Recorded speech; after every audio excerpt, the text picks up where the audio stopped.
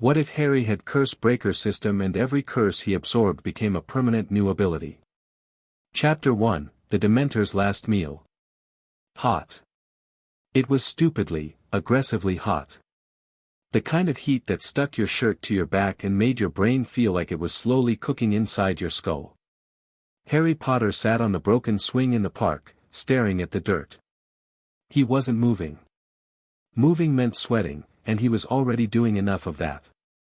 Summer and little whinging usually sucked. This summer, though. This summer was worse. It wasn't just the heat. It was the silence. The absolute, deafening silence from everyone he actually gave a damn about. No letters. No news.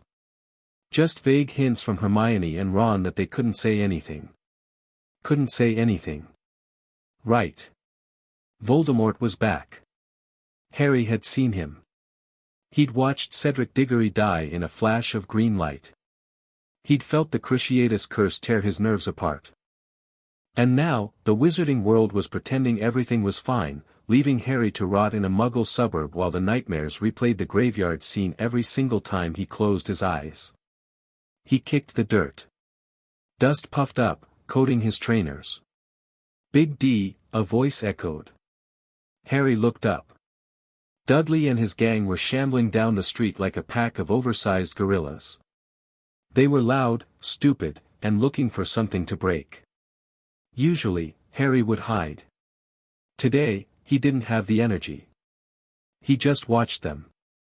Dudley spotted him. The gang stopped. "Check it out," Piers Polkiss sneered. "Potter's crying in the sandbox." "Shut up, Piers," Harry said. He didn't shout. He just said it. He stood up.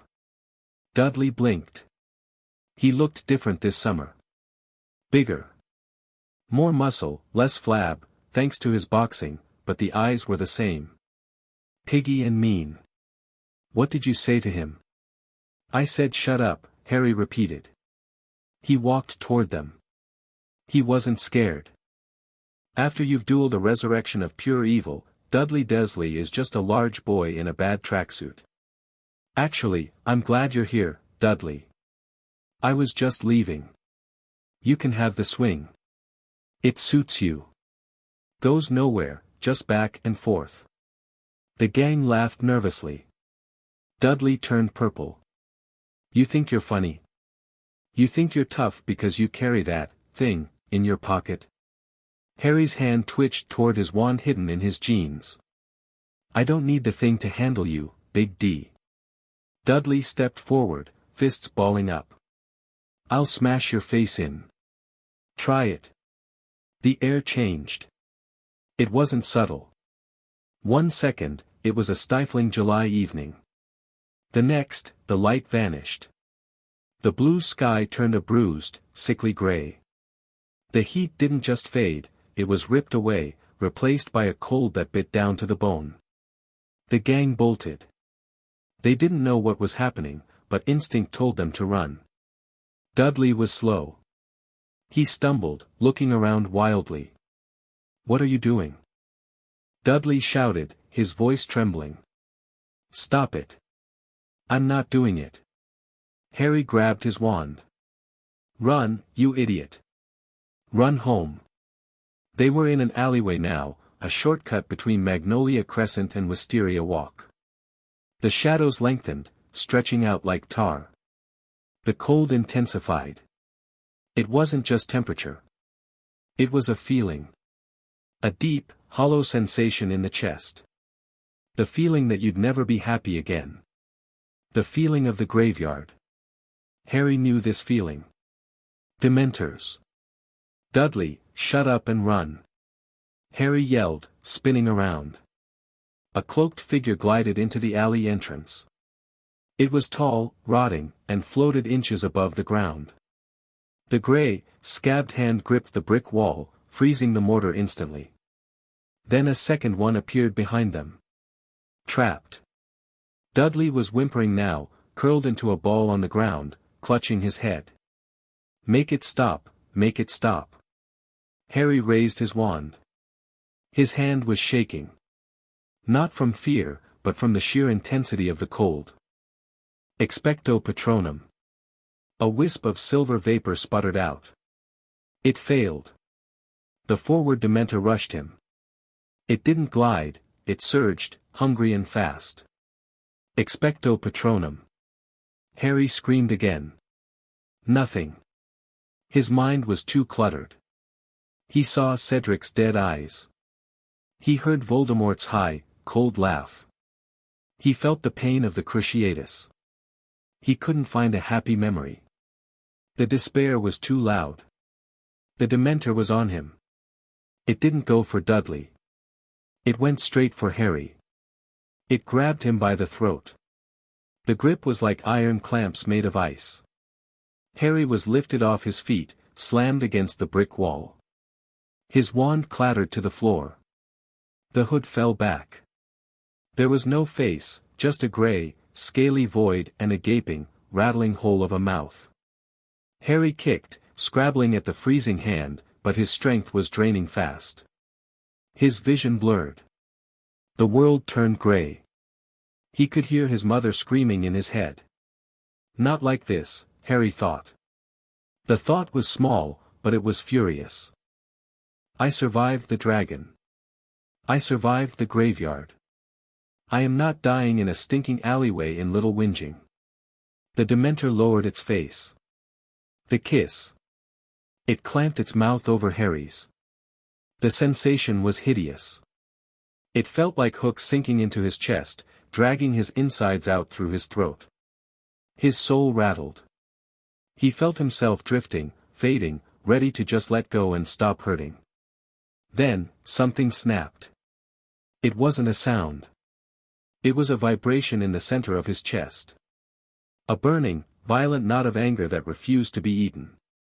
A blue, holographic square slammed into existence in Harry's mind's eye. It was bright, jagged, and aggressive. Critical threat detected, soul siphon in progress, activating legacy protocol, curse breaker. Harry's eyes snapped open. They weren't seeing the alley anymore. He saw a red code scrolling across his vision. System awakened, source, Predator lineage, action, devour. Harry didn't know what the hell a Predator lineage was. He didn't care. He just felt a sudden, massive shift in the flow of magic. The Dementor was pulling. The system told him to pull back. Harry didn't just pull. He bit down.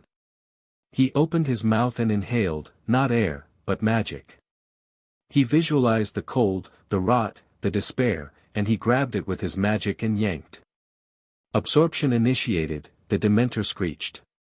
It wasn't a human sound. It was the sound of tearing metal. The creature tried to pull away, its rattling breath turning into a panic-stricken wheeze. But Harry had it now. He gripped the Dementor's wrists. His hands didn't freeze. They burned. "You're not eating me," Harry snarled, his voice sounding distorted, layered with a strange, harmonic buzz. "I'm eating you." He pulled. The Dementor began to dissolve. The black cloak shredded into smoke. The gray, rotting flesh liquefied and flowed into Harry. He felt it flooding his veins, ice water, absolute zero, raw terror. But it didn't hurt. It felt like power. It felt like a battery charging up to 200%. The creature shrieked one last time and then imploded. It was sucked entirely into Harry's chest. Target eliminated, curse energy absorbed, essence of despair, new ability unlocked, cryogenic soul, new ability unlocked, fear aura, silence returned to the alley. Harry dropped to his knees, gasping. But he wasn't gasping for air. He was hyperventilating from the rush. He looked at his hands. They were pale, trembling, but strong. He didn't feel the heat of the summer night anymore. He felt a pleasant, humming chill radiating from his core. The second Dementor, the one hovering over Dudley, paused. It looked at Harry. It tilted its hooded head. And then, for the first time in the history of magical creatures, a Dementor knew fear. It turned and fled. It didn't glide, it launched itself into the sky, desperate to get away from the predator that had just eaten its kin. Harry stood up. He felt fantastic. Better than fantastic. He felt electric. The exhaustion was gone. The trauma from the graveyard felt distant, muffled by a thick layer of emotional armor.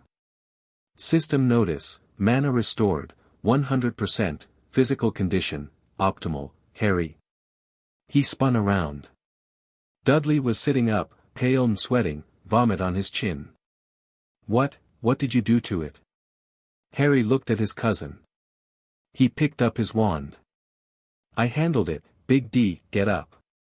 You ate it, Dudley whispered, horror in his eyes. I saw you.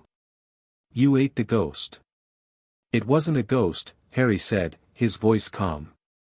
Too calm. And yeah. I guess I did. Footsteps pounded at the end of the alley.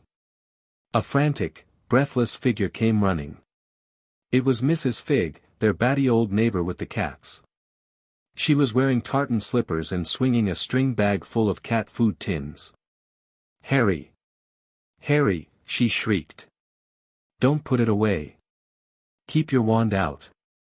Oh, useless mundungus. I told him not to leave.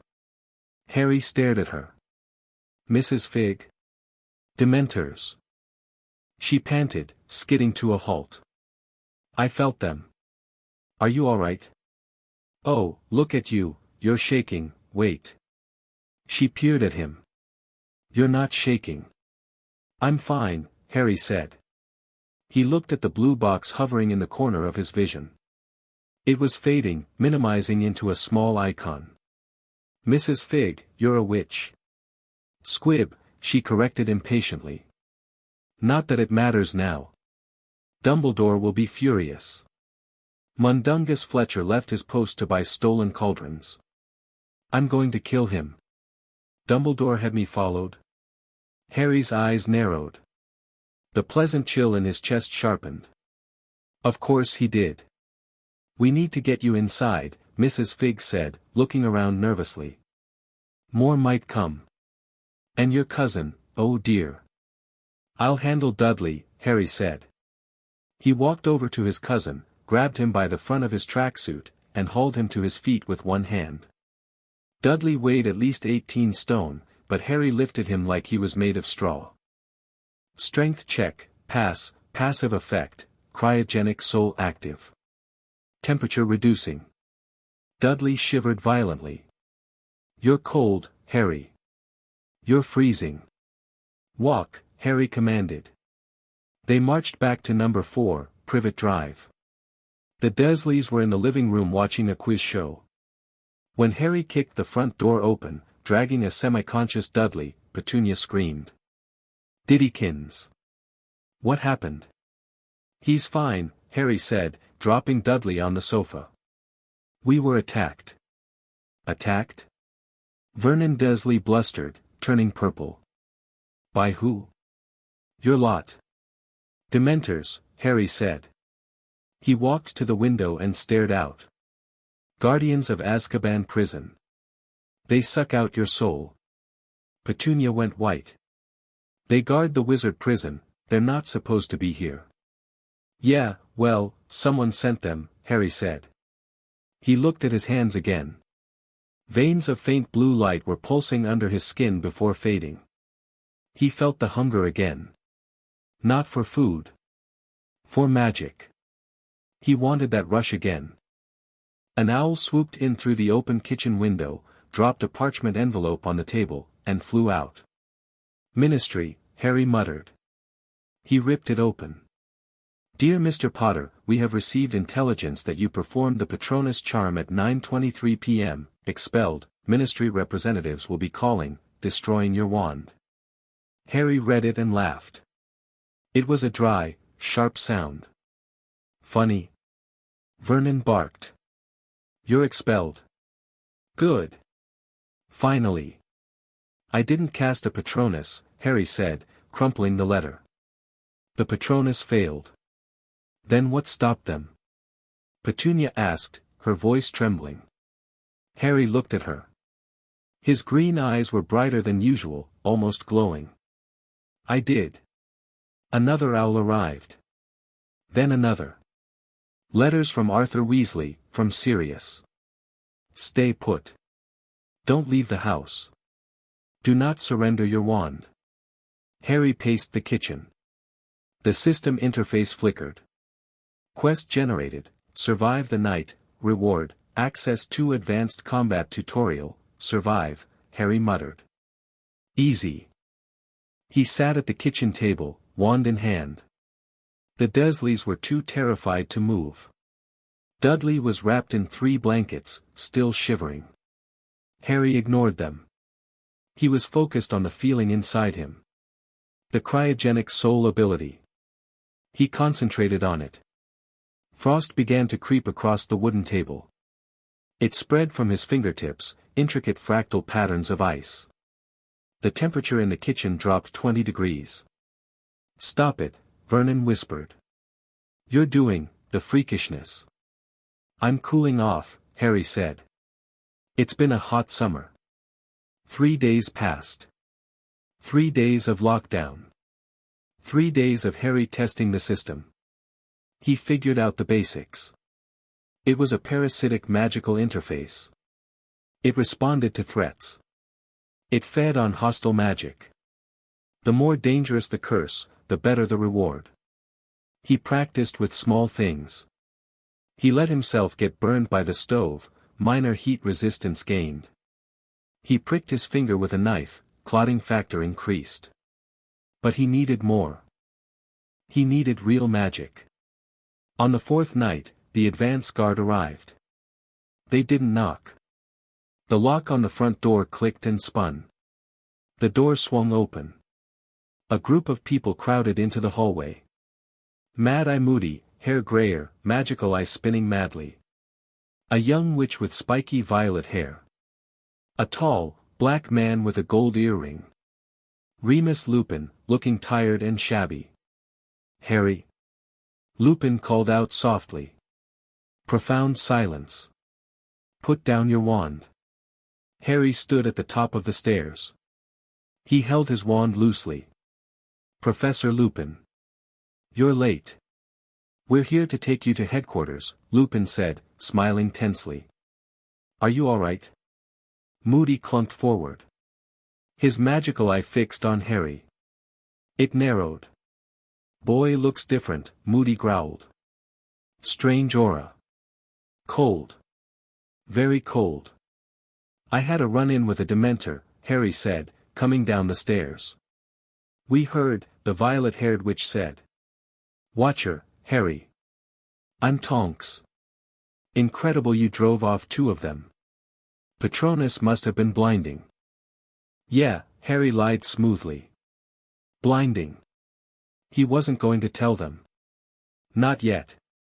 The system warned him, observe potential threats. Do not reveal asset. We're leaving, Moody barked. Brooms. Signal given. We fly hard and fast. Stay in formation. If anyone breaks rank, we don't stop. Where are we going? Harry asked. London, Lupin said. Pack your trunk, Harry. Quickly. Harry was already packed. He dragged his trunk down. Let's go. The flight was brutal for everyone else. The wind was icy, the clouds were thick, and the rain was relentless. They flew high to avoid Muggle radar. Tonks was shivering. Lupin looked frozen solid. Harry. Harry was having the time of his life. The wind lashed at his face, but thanks to cryogenic soul, it felt like a gentle breeze. He didn't feel the cold, he was the cold. He leaned into the dive, pushing his firebolt faster than the others. Potter. Slow down. Moody shouted from behind. Constant vigilance. Check your 6. My 6 is clear, Mad-Eye. Harry shouted back, laughing. The adrenaline was pumping. The system interface overlaid a HUD on his vision, highlighting the other flyers in green outlines and calculating wind shear. Flight mastery, plus 2%, current speed, 110 miles per hour, they touched down in a small square in London. Grimmauld Place. Moody did the secret keeper reveal. Number 12 squeezed into existence between the other houses. They hurried inside. The house smelled like dust and rotting wallpaper. It was dark, gloomy, and perfect. Harry felt right at home. The darkness didn't bother him. The shadows seemed to welcome him. Harry. Mrs. Weasley surged forward from a door at the end of the hall. She looked thinner, stressed. She wrapped him in a crushing hug. Oh, thank heavens. We were so worried. Are you hungry? You look peaky. Harry stiffened. He gently but firmly pushed her back. I'm fine, Mrs. Weasley. Really? I just want to know what's going on. Meeting, she whispered, glancing at a door where voices were raised. Order of the Phoenix. Top secret. You're too young, Harry. Ron and Hermione are upstairs. Right. Upstairs, Harry said. His tone was flat. He walked past her. Harry, wait, dinner will be, he didn't stop. He climbed the stairs, the old wood creaking under his feet. He found the door to the bedroom Ron and Hermione were sharing. He opened it. They were sitting on the beds, talking in hushed tones. They jumped when he entered. Harry! Hermione shrieked. She threw herself at him, hugging him tightly. Oh, we missed you. We wanted to write, honestly, but Dumbledore made us swear. Get off, Harry said. It wasn't a shout. It was a cold command. Hermione froze. She pulled back, looking hurt. Harry. Ron stood up, looking awkward. Mate, don't be like that. We were stuck here. Dumbledore said it was dangerous for owls to, Dumbledore said, Harry repeated.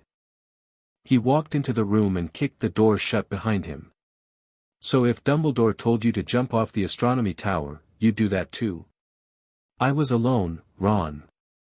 I was in Little Whinging with the Dursleys. I fought off 2 Dementors. I could have lost my soul. We know, mate, and that's terrible, but nothing, Harry cut him off. The temperature in the room plummeted. Breath misted in the air. Frost began to spiderweb across the window pane. Hermione wrapped her arms around herself. Harry, why is it so cold? Because I'm angry, Harry said softly. You knew what was happening. You knew about the order. You've been here together for weeks. And you left me in the dark. It wasn't our choice. Ron shouted, his ears turning red. Stop looking at us like that. You're acting like a Slytherin. Harry laughed. Maybe the Slytherins have the right idea. At least they look after their own. Emotional spike detected, mana leakage, control required. Harry took a deep breath. He dialed back the cold. The frost on the window stopped growing. I'm not doing this right now. I'm going to find Sirius. He's in the meeting, Hermione said, her voice small. You can't go in there. Watch me. Harry turned and walked out. He went back downstairs. The meeting room door, the kitchen, was closed. He could hear shouting. He didn't knock. He grabbed the handle and shoved. The door banged open against the wall. The room fell silent. 20 people were sitting around a long wooden table. Sirius Black was at the head, looking gaunt and unshaven, holding a glass of wine. Snape was there. McGonagall. Mr. Weasley. Harry. Mrs. Weasley gasped from the stove. I told you, the meeting is private. I don't care, Harry said. He walked into the room. He felt the eyes of every adult wizard on him. The pressure was immense. The system loved it. Intimidation check, initiated, I'm the one Voldemort is trying to kill, Harry said, his voice carrying over the silence. I'm the one who saw him return. I'm the one who fought the Dementors. If anyone has a right to be here, it's me. He has a point, Molly, Sirius said. He stood up, a grin breaking through his grim expression. Look at him. He's not a child anymore.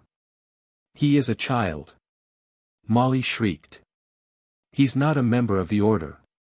He's 15. And he's faced more dark magic than half the people in this room, Sirius shot back. He walked around the table and clapped a hand on Harry's shoulder. Good to see you, pup. You look intense. Rough summer, Harry said. Potter, Snape's voice sneered from the shadows. So arrogant. Thinking he can barge into a war council just because he managed to faint in front of a Dementor. Harry turned his head slowly. He met Snape's black eyes. Usually, he'd look away, afraid of legitimacy. Now. He stared right back. Psychic probe detected, defense, passive static. Snape recoiled slightly, blinking as if he'd touched a live wire. What? Careful, Professor, Harry said softly. You might see things you don't like. Enough, Dumbledore said. He was sitting at the center of the table. He looked old. His hand was blackened and withered. Harry, please wait outside. We will discuss your situation shortly. Harry looked at Dumbledore. The man who left him there. No. Gasps went around the table. I'm staying, Harry said. Or I'm leaving this house and handling Voldemort myself. Your choice.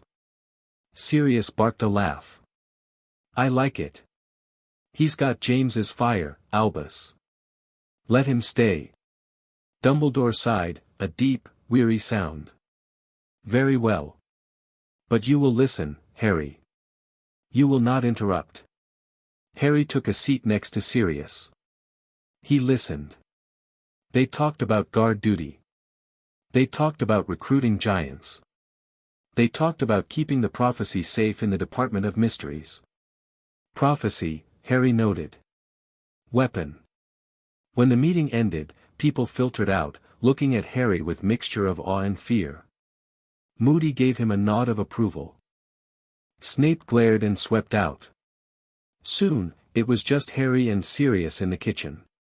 You've changed, Sirius said, pouring himself more wine. And don't tell me it's puberty. You feel dangerous, Harry. Is that a bad thing? Harry asked. Considering who's hunting me? No, Sirius said thoughtfully. It's necessary.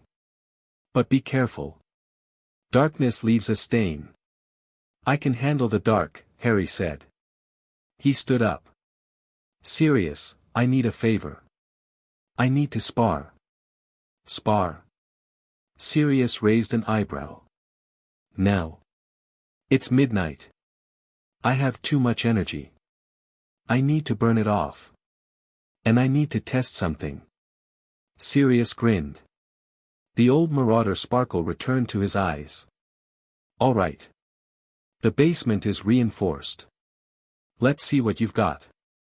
The basement of number 12 was a stone dungeon. Damp, dark, and spacious. Harry took one end. Sirius took the other. Dueling rules? Sirius asked, rolling up his sleeves. No rules, Harry said. Try to hit me. For real. Sirius chuckled. I'm not going to hurt you, Harry. You won't have a choice. Harry moved. He didn't cast a spell. He just moved, closing the distance with unnatural speed.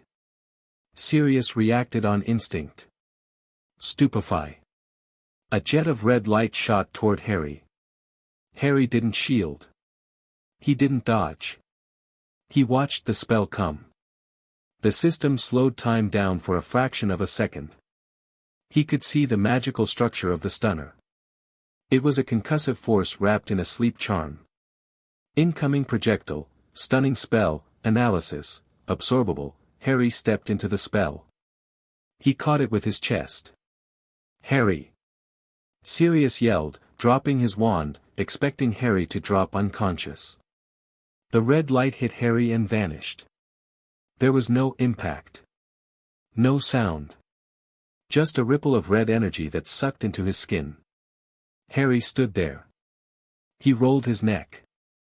Absorption complete, spell absorbed, stupefy, new attribute, impact nullification, LVL1, new attribute, sleep resistance plus 10%, that tickled, Harry said. Sirius stared at him, mouth open. You just ate a stunner. That's impossible. That requires a shield charm. I am the shield, Harry said. He raised his wand. Again. Harder. Harry, what is this magic? Sirius asked, voice low. This isn't Hogwarts stuff. This feels old. I don't know, Harry admitted. But it works. Come on, Sirius. You faced Death Eaters. Show me. Sirius's expression hardened. He picked up his wand. All right. You want to play rough?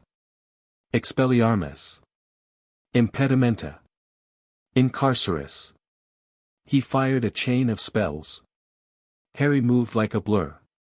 He batted the disarming charm aside with his hand, his bare hand, feeling the stinging vibration as he absorbed the magical momentum. He ducked the impediment jinx. He let the ropes of the Incarcerus spell wrap around him. Binding curse detected, action, consume, the ropes turned to black smoke and sucked into his pores. Mana plus 50, Harry laughed. It was exhilarating. He fired back. Glacius. A blast of ice, powered by his Dementor-boosted affinity, roared across the room. Sirius had to dive behind a stone pillar. The pillar froze solid, cracking under the thermal shock. Bloody hell, Harry! Sirius yelled, peering out. That was lethal. War is lethal. Harry shouted. Flipendo. The knockback jinx hit the pillar, shattering the ice into shrapnel. They fought for an hour. By the end, the basement was a wreck. Scorch marks, ice patches, and shattered stone everywhere. Sirius was panting, sweating, and bleeding from a small cut on his cheek.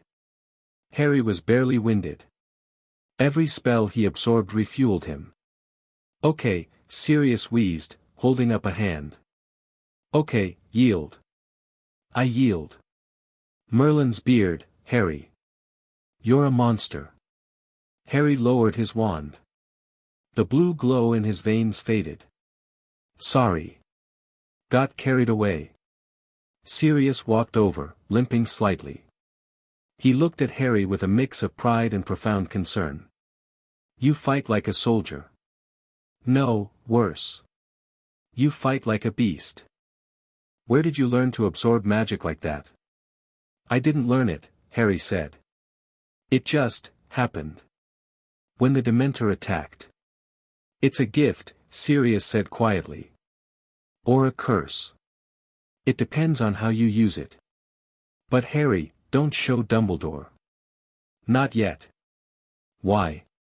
Because Albus fears what he can't control, Sirius said darkly. And he can't control that. He'd try to bind it. Or bind you. Harry nodded. I know. Ally confirmed, Sirius Black, relationship upgraded, conspirator. They went back upstairs. The kitchen was empty. Harry felt a strange sense of calm. For the first time in his life, he didn't feel like the victim. He felt like the one holding the cards. He went to the room he was sharing with Ron. Ron was asleep, snoring loudly. Harry sat on his bed and pulled out the piece of parchment that had arrived just before he left Privet Drive. The Hogwarts letter. 5th year, Defense Against the Dark Arts book list updated, Defensive Magical Theory by Wilbert Slinkard. Harry stared at the list. Slinkard. That meant the Ministry was interfering at Hogwarts. That meant Umbridge. He'd heard the rumors in the Order meeting. Dolores Umbridge. High Inquisitor. A smile crept onto Harry's face. It wasn't a nice smile. The system flickered to life. New target environment, Hogwarts, threat assessment, high, potential food sources detected, 1, Umbridge, Harry whispered to the empty room. He remembered her from his trial hearing in the other timeline. No, wait, that hadn't happened yet.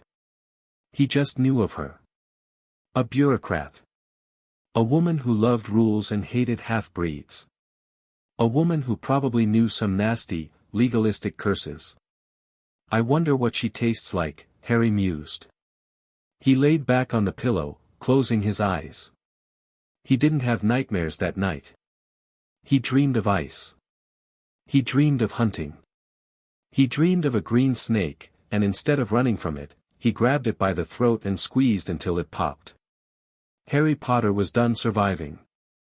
It was time to eat. Chapter 1 End. Chapter 3, The snake pit. The back of Dolores Umbridge's hand was still bleeding. Harry knew this because he could smell it. It was a faint, copper tang drifting through the great hall during breakfast, cutting through the scent of oatmeal and pumpkin juice. Every time the High Inquisitor raised her teacup to her toad-like mouth, she winced. She tried to heal the cuts, the words "I must not tell lies" etched into her skin, but she couldn't. Because Harry owned that wound now. 2 days ago, during detention, the system had devoured the essence of the blood quill. It had given him blood command. As long as Harry willed it, Umbridge's hand would never heal. It was a petty, vicious little victory, and Harry savored it like a fine wine. He stabbed a sausage with his fork. He felt good. Better than good. He felt like a coiled spring. "You're doing it again," Hermione whispered, leaning in close. She looked tired. She'd been burying herself in books, trying to find a logical explanation for why Harry was suddenly terrifying. "Doing what?" Harry asked, popping the sausage into his mouth. "The thing. The temperature dropped 5 degrees when you sat down. And you're staring at the Slytherin table like it's a menu."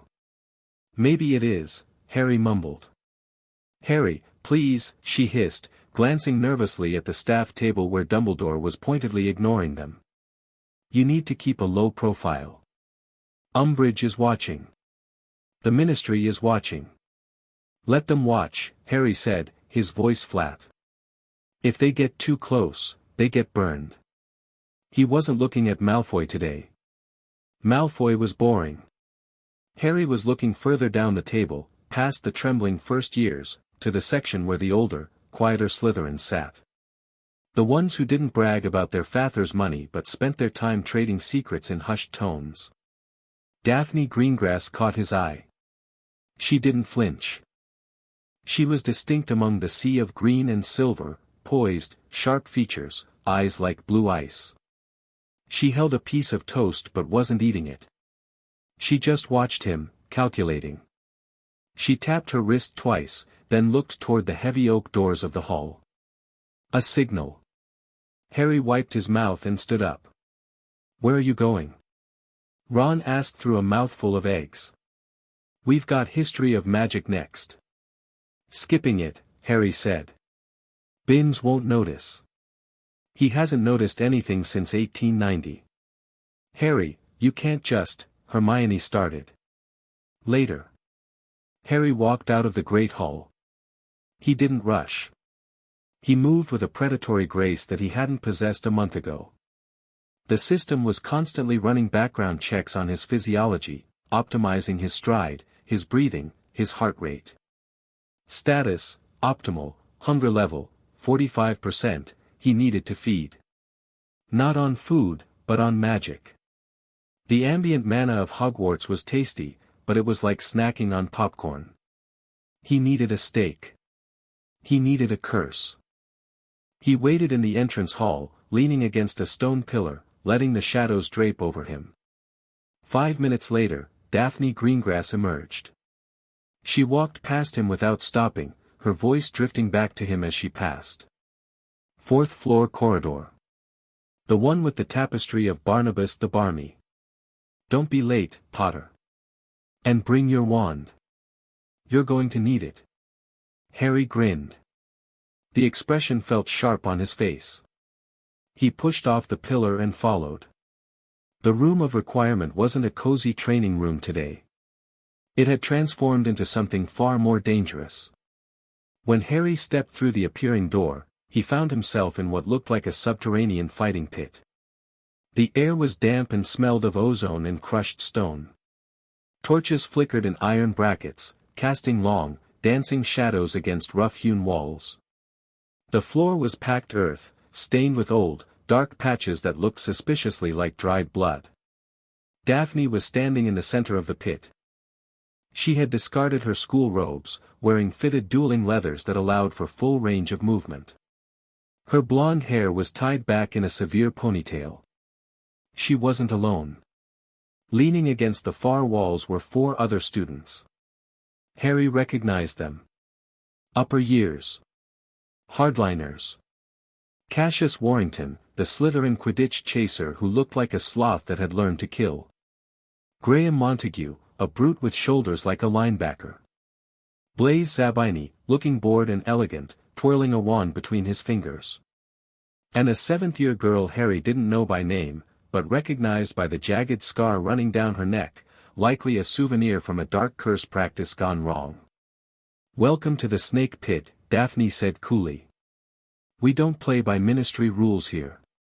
Harry stepped fully into the room. The door vanished behind him. He didn't draw his wand yet. He just cracked his knuckles. Threat assessment, moderate, multiple hostiles detected, 5, magic signatures, dark/combative, is this an ambush, Greengrass? Harry asked, his voice echoing in the cavernous space. "I thought you wanted to talk." "I don't talk to weaklings," Daphne replied, crossing her arms. "You've changed, Potter. Everyone can feel it. You smell like ozone and death. Malfoy is terrified of you. Umbridge is scarred by you. I want to know what you are." "I'm Harry." "No," Warrington grunted, stepping forward. He cracked his neck. "You're a target." "We've been running this club for 3 years, Zabini drawled from the shadows. "To prepare for the war we all know is coming. Survival of the fittest. Daphne thinks you might be an apex predator. I think you're just a Gryffindor with a temper." "Prove me right," Daphne said. Her eyes locked onto Harry's. "Survive." She didn't count down. She just flicked her wand. Bombarda. The spell was fast, aimed right at Harry's chest. A standard blasting curse, but overpowered. Harry didn't block. The system highlighted the trajectory in bright red lines. Incoming, explosive force, analysis, absorption ineffective, kinetic, advise, deflect. Harry sidestepped. He didn't jump, he just shifted his weight, letting the curse scream past his ear. It slammed into the wall behind him, showering him with stone dust. "Reflexes," Montague grunted. "Get him." The pit exploded into chaos. 4 wands lit up simultaneously. Montague, Warrington, the scar-necked girl, and Daphne all opened fire. Zabini stayed back, watching, analyzing. Jets of light crisscrossed the room. Red stunners, purple slashing hexes, yellow knockback jinxes. Harry moved. He was a blur of motion. The cryogenic soul, passive ability kept his mind perfectly clear, devoid of panic. He didn't feel fear, he processed data. Duck. Roll. Slide. A cutting curse aimed at his knees came low. Harry jumped, tucking his legs, flipping over the spell. While upside down, he snapped his hand out. Depulso. He didn't use a wand. He just shoved a block of compressed air at Warrington. The big Slytherin was lifted off his feet and slammed into a torch bracket. Harry landed in a crouch. Combat log, adrenaline spike, mana regen, active, wandless, the scar-necked girl shouted, shocked. He's casting wandless. Don't stop. Daphne yelled. Press him. Break him. She whipped her wand in a complex spiral. Glacius Tria. A massive wave of jagged ice spikes erupted from the floor, rushing toward Harry like a frozen tsunami. Harry laughed. He actually laughed. Ice. She was using ice against him. He held out his left hand. The system roared in delight. Source compatibility, 100%, element, ICE, action, dominate. Harry didn't shield against the ice. He grabbed it. He mentally hooked his magic into the incoming spell and twisted. The ice wave stopped inches from his face. It shivered, then shattered into a million glittering diamonds. Harry inhaled sharply, and the freezing mist sucked into his skin, replenishing his reserves instantly. Thanks for the snack, Harry said. He thrust his hand forward. The shattered ice reformed into a spear and shot back at Daphne. She barely managed to raise a protego in time. The impact shattered her shield and sent her skidding backward across the dirt. He ate the spell, Zabini whispered, finally stepping off the wall. He actually ate it. Enough playing, Montague roared. He was back up, face red with rage.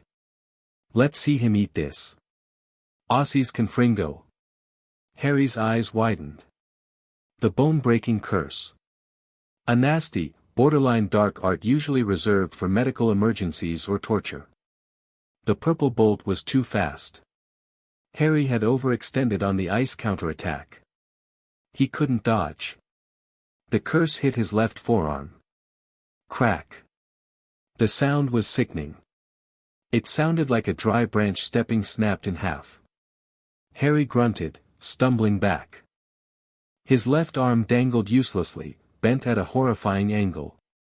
Pain, white, hot, and blinding, shot up his shoulder and exploded in his brain. The Slytherin stopped. Silence fell over the pit. Too far, Montague, Daphne said, breathless, lowering her wand. He's hurt. He wanted a fight, Montague sneered. Now he's got a cast. Harry stared at his broken arm. He breathed through his teeth. The pain was exquisite. It was loud. It was real. And the system was screaming. Critical damage detected, left radius/ULNA fracture, structural integrity compromised, analysis of hostile magic, dark/necrotic, initiating adaptation protocol, Harry. Daphne took a step forward, looking genuinely concerned now. We need to get you to Pomfrey. No, Harry choked out. He started to chuckle. It was a wet, pained sound. No Pomfrey. He grabbed his broken arm with his right hand. What are you doing? Zabini asked, his voice rising in alarm. Setting it, Harry hissed. He yanked. With a wet grinding noise, he snapped the bones back into alignment. He didn't scream. He just let out a low, guttural growl. Absorbing residual curse energy, calcium restructure in progress, new ability unlocked, OSTO reinforcement, a purple light began to glow under Harry's skin at the fracture site. The magic of the curse wasn't fading, it was being repurposed. The system was knitting the bone back together, but not as it was before. It was making it denser. Harder. Latticed with magic. Harry flexed his fingers. The pain vanished, replaced by a feeling of heavy solidity. His arm felt like a steel bar. He looked up. His eyes were glowing a faint, toxic violet. My turn, Harry said. He vanished. He didn't apparate, that was impossible in Hogwarts. He just moved with blood command, surging through his legs, accelerating his muscles beyond human limits. He appeared in front of Montague. Montague didn't even have time to raise his wand. Harry drove his left fist, the one that had just been broken, into Montague's gut. It wasn't a normal punch. It hit with the force of a hydraulic press. The OSTO reinforcement made his fist hard as iron. Montague folded. He didn't make a sound because all the air was instantly evacuated from his lungs. He lifted 6 inches off the ground and collapsed like a sack of wet cement, retching. Warrington shouted and fired a stunner. Harry swatted the spell out of the air with the back of his hand, absorbing the impact energy, and spun a roundhouse kick into Warrington's chest. The chaser flew backward, crashing into the stone wall with a bone-shaking thud. The scar-necked girl dropped her wand and raised her hands. "I yield. I yield." Zabini stepped back, looking fascinated and terrified. "I'm not fighting that." Harry turned to Daphne. She stood her ground. She was trembling, but her wand was steady. "You fixed it. You fixed your arm in seconds." "I didn't fix it," Harry said, walking toward her. The violent violet glow in his eyes faded, returning to emerald green. "I upgraded it." He stopped inches from her. He was sweating, chest heaving, radiating heat and magic. "Well?" Harry asked softly. "Did I survive?" Daphne looked at Montague, who was groaning on the floor, then at Warrington, who was out cold. She looked back at Harry. A slow, dangerous smile spread across her face. "You're a monster, Potter," she whispered. "It's the most beautiful thing I've ever seen." She holstered her wand. Class dismissed. "We need to talk." They sat on the floor of the room of requirement, leaning against the wall. The fighting pit had vanished, replaced by a comfortable lounge with a roaring fire. Montague and Warrington had been revived, given headache potions, and sent away with strict instructions to keep their mouths shut. Zabini had lingered, watching Harry like he was a rare poisonous insect, before bowing out. "So," Daphne said, handing Harry a bottle of butterbeer. "Explain." Harry took a swig. "Can't explain everything. Family magic. Old stuff." "Bullshit," Daphne said pleasantly. "Potters were light wizards. Peverils, maybe. But this? This is predatory. You absorb magic." "I do. And physical trauma. If it's magical in nature. Or if I can conceptualize it." Harry flexed his left hand. "My bones are harder now. Next time Montague hits me, his wand will break." Daphne shifted, turning to face him. Her Ice Queen mask was gone, replaced by the intense curiosity of a scholar. "Do you realize what this means? You're not just a wizard anymore. You're a magical chimera. You adapt. If Voldemort hits you, I eat it," Harry finished. "That's the plan." "It's dangerous," she said. "If you eat too much, or something incompatible. Then I explode. Or I lose my mind." Harry shrugged. "Better than dying on my knees." Daphne reached out. Her fingers brushed his left forearm, tracing the skin where the break had been. Her touch was cool, soft. "The Dark Lord is terrified of death. He made Horcruxes to anchor himself. But you invite death in and make it work for you." Harry looked at her. In the firelight, she was stunning. But it wasn't her looks that drew him in. It was her lack of fear. Everyone else, Ron, Hermione, the Order, looked at him like a ticking bomb. Daphne looked at him like he was the fuse, and she had the match. "Why help me?" Harry asked. "You're Slytherin. Your family is neutral, leaning dark." "My family is pragmatic," Daphne corrected. "Voldemort is a lunatic. He wants to burn the world to rule the ashes. I like the world. I like expensive wine, I like magic, and I like not being branded like cattle." She gestured to where her dark mark would be if she had one. "I want a third option. You. I'm not a politician, Daphne. I'm a weapon." "Exactly. You're the sword. I'll be the hand that aims you. She leaned closer, her eyes searching his. We can run this school, Harry. Umbridge is a joke. The Death Eaters are thugs. We can break them. We. Partners, she said. She held out her hand. Harry looked at it. The system flashed. Proposal detected, strategic alliance, potential asset, Daphne Greengrass, skill set, politics, ancient runes, healing, compatibility, high. Harry took her hand. Her grip was firm. Partners. A spark of static electricity jumped between their palms. It wasn't the system. It was just them. Now, Daphne said, pulling back but leaving her hand near his. Let's test this bone density. Hit that stone dummy over there. No magic. Harry stood up, grinning. Yes, ma'am. That night, Harry didn't sleep well. The duel had ramped up his adrenaline. His blood, still singing with the absorbed energy of 5 different magical signatures, felt like carbonated syrup in his veins. He lay in his 4-poster bed, staring at the canopy. Ron was snoring like a chainsaw. Harry closed his eyes, trying to meditate, trying to organize the new files in the system interface. Status check, OST reinforcement, integration 100%, blood command, stable, cryogenic soul, passive. He drifted off. But he didn't dream of the room of requirement. He didn't dream of Daphne. The floor dropped out of his mind. He was sliding through a dark tunnel. It was smooth, wet, and smelled of decay. He wasn't walking. He was slithering. He was low to the ground. The world was vividly sharp, but the colors were wrong. Everything was heat signatures.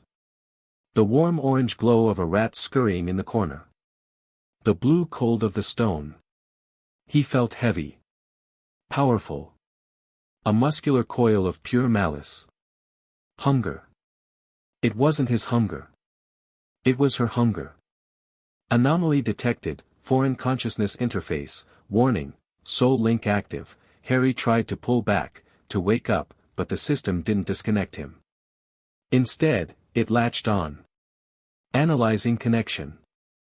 Signal source, Tom Marvolo Riddle, relay, biological construct, serpent. Harry was the snake. He was Nagini. He was gliding through a long, dark corridor. The Department of Mysteries. He knew this place. He'd seen it in his dreams before, but never this clearly. There was a man sitting outside a door at the end of the hallway. A guard. Arthur Weasley. The man was sleeping, his head lolling on his chest. He radiated warmth. A delicious, pulsing heat signature. Pray. Bite him, a voice whispered in the snake's mind. A high, cold voice. Remove the obstacle. Harry felt the snake's muscles bunch. He felt the anticipation of the strike. No. Harry shouted in his own mind. Mr. Weasley. Move. But he couldn't speak. He could only watch as he slashed the snake reared back. The strike was lightning fast. Fangs, long and curved like daggers, sank into Arthur Weasley's side. Blood, hot, salty, metallic, spurted into the snake's mouth. Arthur screamed. He thrashed, falling out of his chair. The snake struck again. And again. The desire to kill was overwhelming. System alert, dark parasite detected, opportunity, absorbed connection data. While the snake attacked, Harry's system did something insane. It didn't just watch. It started downloading the blueprint of the connection. How is this happening? How am I seeing this? Downloading, Horcrux network protocol 12%, the snake pulled back, hissing. Arthur was bleeding out, writhing on the black tiles. Footsteps were approaching. The snake turned to flee. Connection unstable, disconnecting. Harry woke up with a gasp. He sat bolt upright in bed, clutching his scar. It was burning, but not with pain. It felt like it had been plugged into a wall socket. "Harry?" Neville's voice came from the next bed. "You all right?" Harry scrambled out of bed. He was drenched in sweat. He threw up the contents of his stomach into the bin by his nightstand. "Harry!" Ron was awake now. "What is it?" "Your dad," Harry gasped, wiping his mouth. He looked at Ron, his eyes wide and glowing with a faint red pulse. "Your dad. He's been attacked. Department of Mysteries. The snake." "What? A nightmare?" "No," Harry said. He stood up, his mind racing. The system was scrolling text faster than he could read, but he caught the gist of it.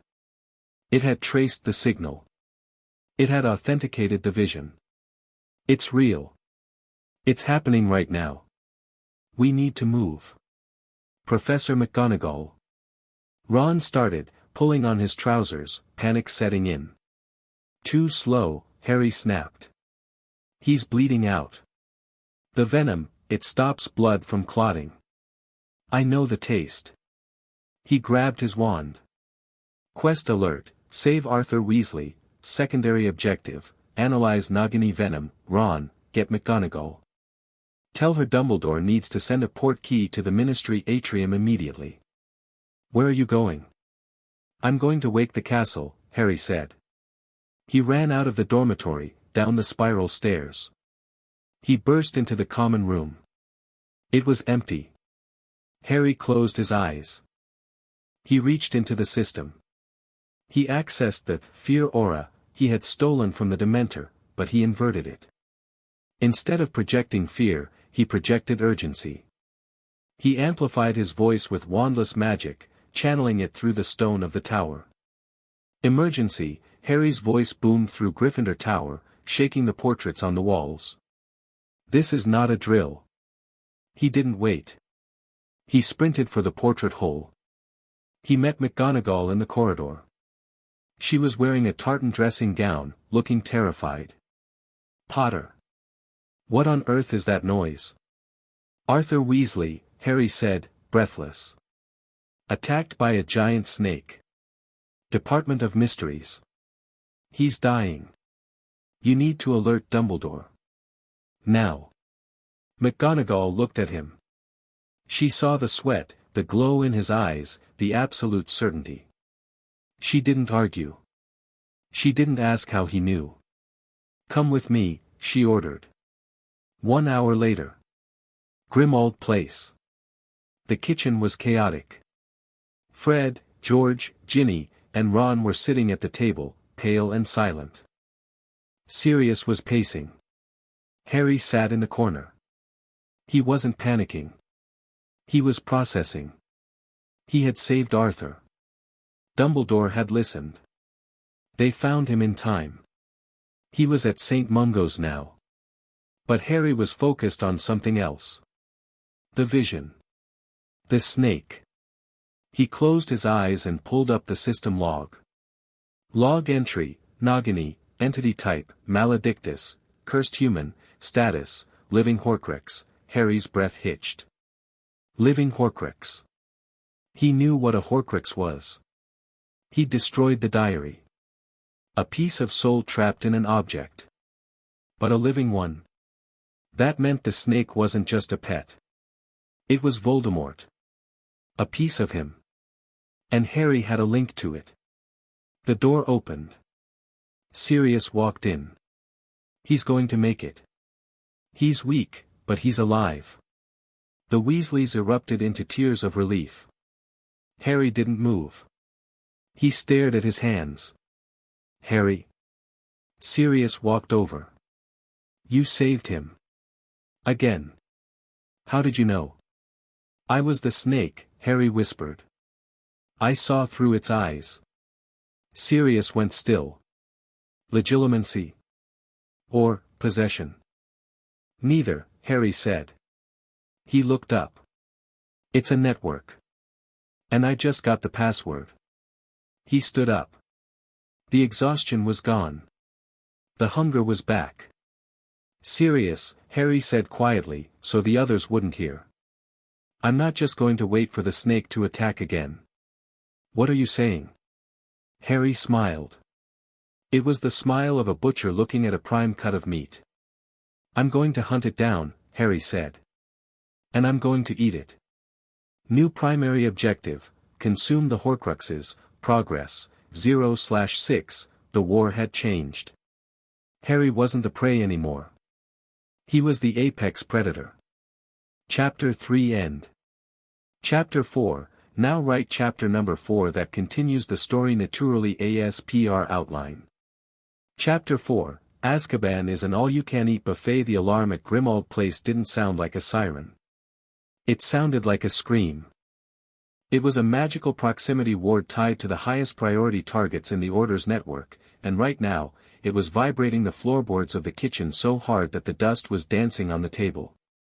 Harry didn't jump. He didn't spill his coffee. He just set the mug down, his eyes shifting from their normal emerald green to a low, predatory bioluminescence. Finally, he whispered. Across the table, Remus Lupin dropped his fork. That's the Azkaban ward. Kingsley set it up.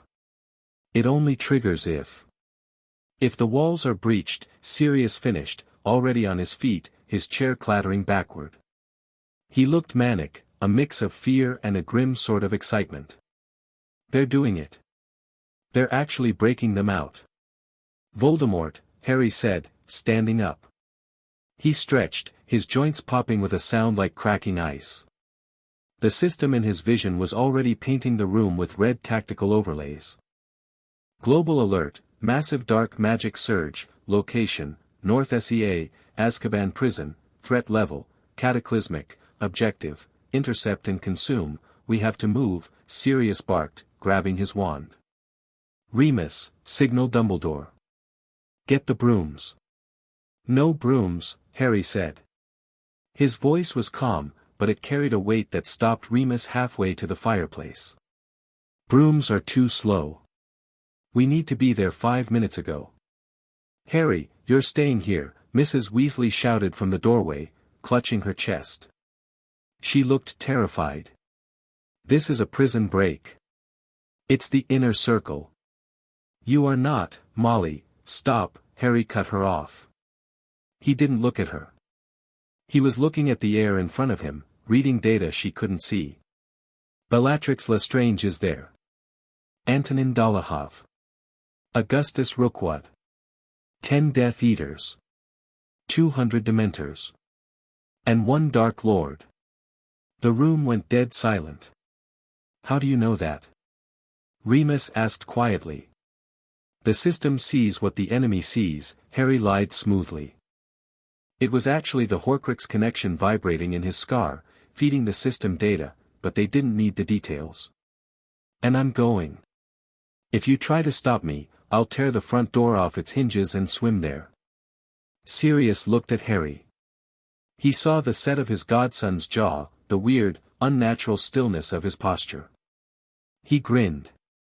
He's right, Molly. We need the heavy hitters. And right now, Harry hits harder than any of us. Albus will be furious, Remus muttered, but he was already pulling his travel cloak on. Albus is late, Harry said. He walked to the center of the kitchen. Everyone grab on. I'm taking us side along. You can't apparate to Azkaban. Sirius argued. The anti-apparition wards cover the whole island. I'm not apparating to the island, Harry said, grabbing Sirius's arm and offering his other elbow to Remus. Tonks and Kingsley, who had just flooded in, looking soot-stained and panicked, grabbed on too. I'm apparating to the storm above it. Destination locked, atmospheric turbulence zone, calculating trajectory, engage. The world twisted. It wasn't the squeeze of a rubber tube, it felt like being fired out of a cannon. They materialized in chaos. They were 500 feet in the air, suspended in a freezing gale that smelled of salt, rot, and ozone. Rain lashed at them like bullets. Below, the North Sea churned black and violent, waves smashing against a triangular fortress of black stone that jutted out of the water like a broken tooth. Azkaban. Falls. Tonks screamed over the wind, fumbling for her broom. Dive. Harry commanded. He didn't need a broom. The cryogenic soul ability made the freezing wind feel like a warm bath. He angled his body and plummeted, tucking his arms in. The others were casting cushioning charms and struggling to control their descent, but Harry dropped like a stone. Explosions bloomed against the side of the prison. Massive, jagged holes were being blown into the thick walls. Green light flashed, Avada Kedavra, illuminating the silhouette of cloaked figures flying on black smoke trails. Harry's interface was going ballistic. Multiple hostiles detected, dark arts saturation, 98%, food source, abundant, dinner is served, Harry muttered. He crashed onto the upper ramparts of the prison. He didn't use a slowing charm. He used impact nullification. He hit the stone with enough force to crack the flagstones, but his knees didn't even buckle. The kinetic energy rippled through his legs, fed into the system, and stored as a charge. Battery charge, 15%, 10 yards away, 2 Death Eaters were blasting open a cell door. They spun around, masks gleaming in the wand light. Potter, one of them shouted, voice muffled by the silver mask. He's here. The Dark Lord said, Confringo, the other screamed. The blasting curse roared toward Harry.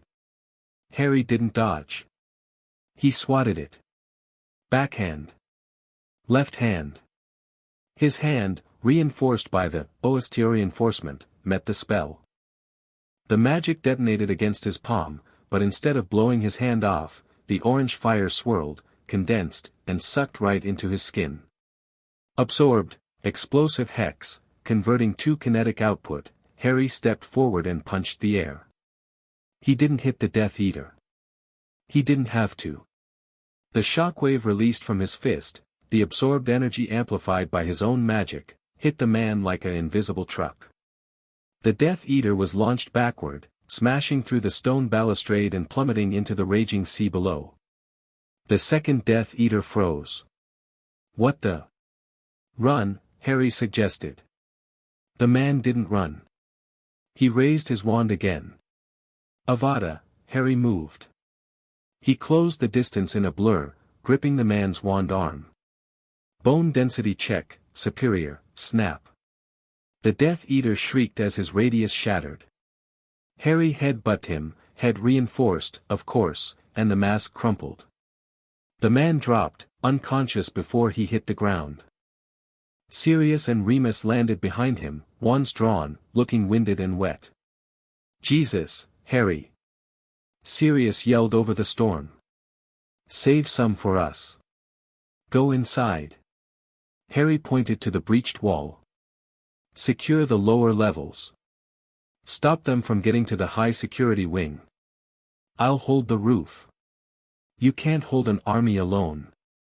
Remus shouted. I'm not alone, Harry said, looking up at the sky. The clouds were shifting. Swirling. Descending. Hundreds of ragged, black shapes were spiraling down from the storm clouds. The cold intensified 1,000-fold. The rain turned to sleet instantly. The Dementors were coming home, and they were hungry. Go! Harry roared. A wave of force erupted from him, pushing Sirius and Remus toward the door. They stumbled, looked back once, and ran inside. Harry stood alone on the ramparts. The cold was absolute. It was the kind of cold that stopped hearts. But to Harry, it felt like power. Environmental synergy, 100%, passive ability, cryogenic soul amplified, mana regen, infinite, the swarm descended. A vortex of despair. They sensed him. The one who ate their kin in Little Whinging. They remembered. But they were slaves to Voldemort's will, and the command was to kill. Harry spread his arms. He dropped his wand. He didn't need it for this. Come on then, he screamed at the sky. All of you. Get in my belly. The first wave hit him. It wasn't a physical impact. It was a psychic tsunami. Screaming faces, dying mothers, the green flash of death, every bad memory Harry had ever possessed was ripped to the surface. Harry laughed. He grabbed the nearest Dementor by its throat. The creature's scabby hands clawed at his face, trying to freeze his eyes, but Harry's skin was already colder than ice. Initiating drain, Harry opened his mouth and inhaled. A vortex of grey, spectral energy poured out of the Dementor's hood and into Harry. The creature shriveled, turning into a dry, empty cloak that fluttered away in the wind. Mana plus 500, ability upgrade, fear aura, area effect. Harry spun, gripping another one. And another. He was a black hole in the center of the storm. He wasn't fighting them, he was harvesting them. He punched a Dementor in the chest, his fist glowing with blue light, and the creature exploded into mist. He caught a freezing blast from 3 of them at once, let it wash over him, and fired it back as a concentrated beam of absolute zero that froze 5 Dementors into statues before they shattered on the stones. It was a massacre. It was glorious. Below, in the courtyard, the battle raged. Spells flashed, red, green, purple. But on the roof, it was silent, save for the wet tearing sound of Harry feeding. Warning, storage capacity at 80%, advise, discharge energy, fine, Harry grunted. He was glowing now. Visible waves of blue frost were rolling off him. He looked down into the courtyard. A group of Order members, Tonks, Kingsley, and Mad-Eye, were pinned down behind a fountain. Bellatrix Lestrange was there, cackling, flanked by Dolohov and the Lestranges. They were hammering the Order's shields. Bellatrix looked up. She saw the blue glow on the ramparts. Harry jumped. He fell 50 feet. He didn't cast a slowing charm. He wanted the impact. He landed right in the middle of the courtyard, between the Death Eaters and the Order. Boom. The impact was like a meteorite. The flagstones liquefied. A shockwave of condensed ice and raw magical pressure exploded outward. The Death Eaters were blown off their feet. The Order members were shielded by the fountain, but even they felt the ground heave. Steam hissed as the ice met the rain. Harry stood up from the crater. He was wreathed in freezing mist. His eyes were burning violet. Bellatrix scrambled to her feet, her hair wild, her face a mask of rage and confusion. Potter! You filthy half-blood! You dare interrupt the Dark Lord's reunion? Reunion's over, Bella, Harry said. His voice sounded like grinding stones. Party's cancelled. The cops are here. Cops? Bellatrix tilted her head. She looked insane. Beautiful, in a jagged, broken glass sort of way, but completely unhinged. You think you can stop us? The boy who lived. She flicked her wand so fast it was a blur.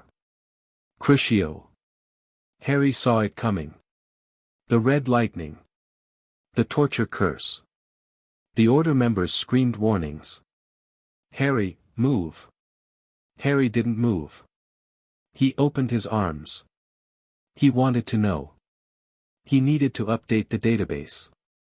The curse hit him square in the chest. Critical alert, unforgivable curse detected, neural overload imminent, pain receptors, maximized, pain. It wasn't like a burn or a cut. It was like every single nerve ending in his body was being stripped raw and dipped in acid. His muscles locked up. His back arched. His vision went white. He fell to his knees, screaming. Bellatrix laughed. A high, shrieking sound of pure delight. Yes. Scream, Potter. Scream for me. Longbottom screamed louder, though. Let's see if you can beat him. She poured more power into it. The curse intensified. Inside Harry's mind, the system was flashing red, strobing like a dying star. System integrity failing, pain levels exceeding human tolerance, option, shut down pain receptors. No, Harry thought, through the white-hot agony. Don't shut them down. Use them. Pain is energy. Energy is fuel. Override accepted, initiating new protocol, pain inversion, converting nociceptive data to magical potential. The screaming stopped. Harry was still on his knees, shaking violently. Smoke was rising from his clothes. But he wasn't screaming. He was laughing. It started as a wheeze, then a chuckle, then a full-throated, manic laugh that cut through the sound of the wind. Bellatrix stopped laughing. Her smile faltered. She held the curse, frowning. Why are you laughing? I'm flaying your mind. Is that? Harry gasped, lifting his head. His eyes were bloodshot, veins popping on his forehead, but his grin was terrifying. Is that all you've got? Absorption in progress, pain conversion, 40%, new ability unlocked, pain battery, new ability unlocked, masochists might. Harry stood up. He stood up against the Cruciatus curse. He pushed against the red lightning like he was walking through a strong wind. Impossible, Bellatrix whispered. Her hand shook. No one stands under the Cruciatus. No one. I'm not no one, Harry gritted out. He took a step. The stone cracked under his boot. I'm the one who eats.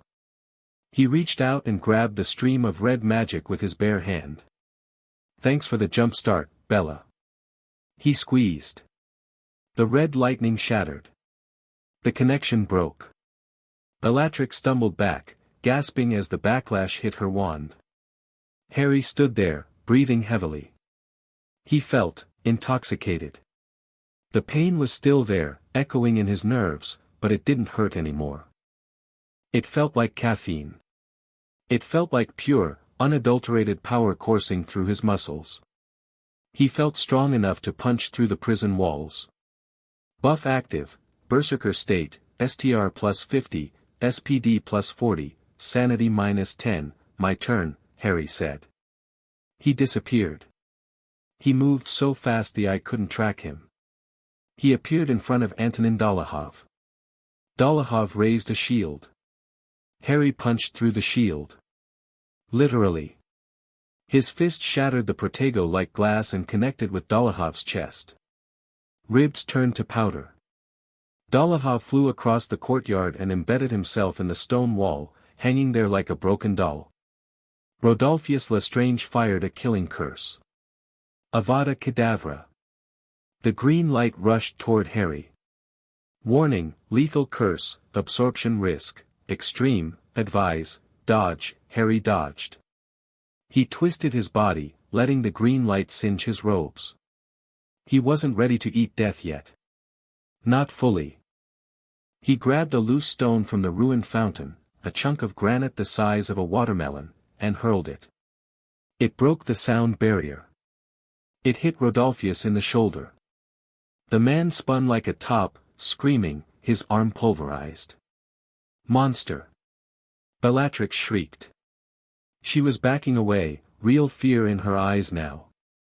She'd seen Dumbledore fight. She'd seen Voldemort fight. That was magic. High art.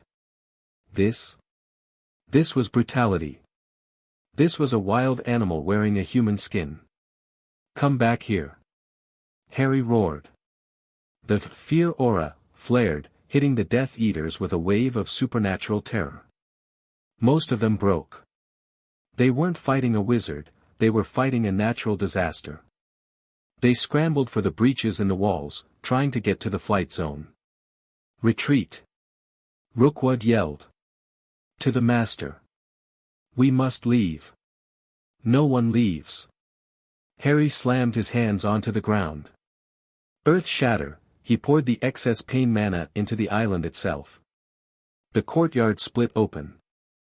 A massive fissure zigzagged toward the fleeing Death Eaters. Bellatrix leapt over the crack, nimble as a cat. She turned at the wall, her face pale, her chest heaving. She looked at Harry with a mixture of hatred and awe. "The Dark Lord will skin you alive, Potter. Tell him I'm coming for dinner." Harry yelled back. She turned and transformed into black smoke, shooting up into the sky, followed by the remnants of her squad. Harry raised his hand to blast them out of the sky, but a hand grabbed his shoulder. "Harry! Stop!" It was Sirius. He was looking at Harry with wide, panicked eyes. "They're gone. You did it. Stop." Harry stood trembling. The red haze in his vision was pulsing. The system was urging him to chase. Prey escaping. Pursue. Consume. He looked at Sirius. He looked at Remus, who was staring at Dolahov's broken body embedded in the wall. He looked at Tonks, who was pale and shaking. They were afraid of him. Harry took a deep breath. He forced the system to minimize. He clamped down on the pain battery, storing the remaining energy for later. The violet glow in his eyes faded. The cold receded. "Yeah," Harry said, his voice raspy.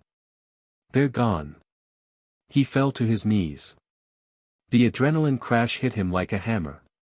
"Harry!" Sirius was there, catching him. "Are you hurt?" "That was the Cruciatus, Harry. You took it 4 seconds. We need to get you to St. Mungo's." "Your nerves." "I'm fine," Harry mumbled, leaning against his godfather. He felt drunk. "Actually, I feel great. Never better." "That's the damage talking," Kingsley Shacklebolt said, stepping forward. His deep voice was grave. He looked around the courtyard. "In all my years as an Auror, I have never seen anything like this. You took down 4 inner circle Death Eaters in under a minute. Bare-handed. Wands are for school," Harry slurred slightly, a hysterical giggle escaping him. "Fists are for pros. We need to leave," Moody growled, limping into the light. His magical eye was fixed on Harry, spinning fast. "Ministry will be here any second. Fudge will try to arrest the boy for mass murder if he sees this mess." "Let him try," Harry whispered. "I'm still hungry." The return to Grimmauld Place was somber. They portkeyed back into the kitchen. Mrs. Weasley screamed when she saw the state of them, robes torn, soaked in blood and rain, shaking from the aftermath of battle. But Harry was the only one walking straight.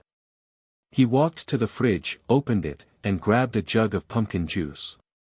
He downed half of it in one go. "Harry," Dumbledore's voice came from the fireplace. The headmaster stepped out of the green flames. He looked furious. But beneath the fury, there was something else. Fear. "I explicitly told you to remain here," Dumbledore said quietly. The air in the room grew heavy. "And I ignored you," Harry said, wiping his mouth. He turned to face Dumbledore. He didn't flinch. "And because I ignored you, Bellatrix Lestrange is running scared, Dolohov is in a coma, and the Dementors are down by about 50%. You killed the Dementors?" Dumbledore asked, his blue eyes losing their twinkle. "Harry, you cannot simply destroy magical beings. The balance.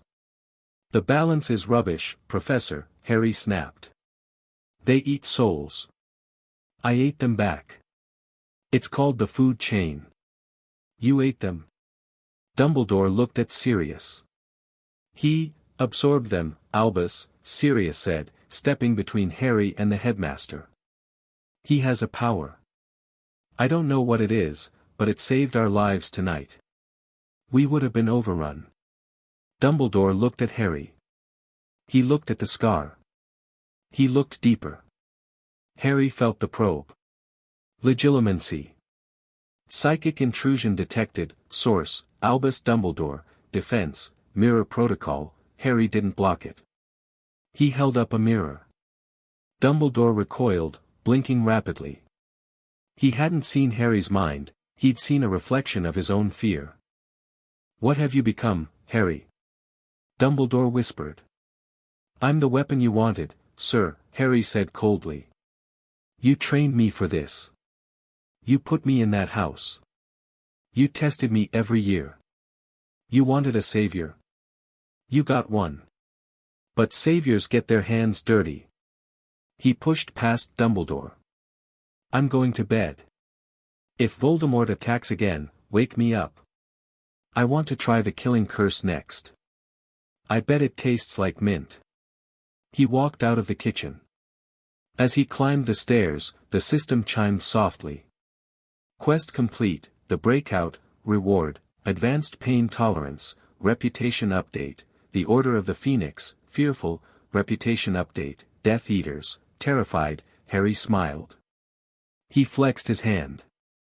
A spark of red lightning, residue from the Cruciatus, danced between his fingers. He was just getting started. Chapter 4 End. Chapter 5, Department of Mysteries. Harry stood in the center of the room of requirement, but it didn't look like a classroom anymore. It looked like an armory. Racks of weapons, some magical, some decidedly not, lined the walls. The air hummed with the aggressive vibration of 30 students casting shield charms simultaneously. This wasn't Dumbledore's army. This was Harry's militia. Listen up. Harry's voice cut through the noise. He didn't shout, he didn't have to. The intimidation, LVL4, passive made his voice carry a subsonic frequency that demanded attention. The room went silent. Neville Longbottom lowered his wand, wiping sweat from his forehead. Daphne Greengrass stepped up beside Harry, looking every inch the field commander in dragonhide boots and a combat vest. The vision is confirmed, Harry said, pacing in front of them. Voldemort is in the Ministry.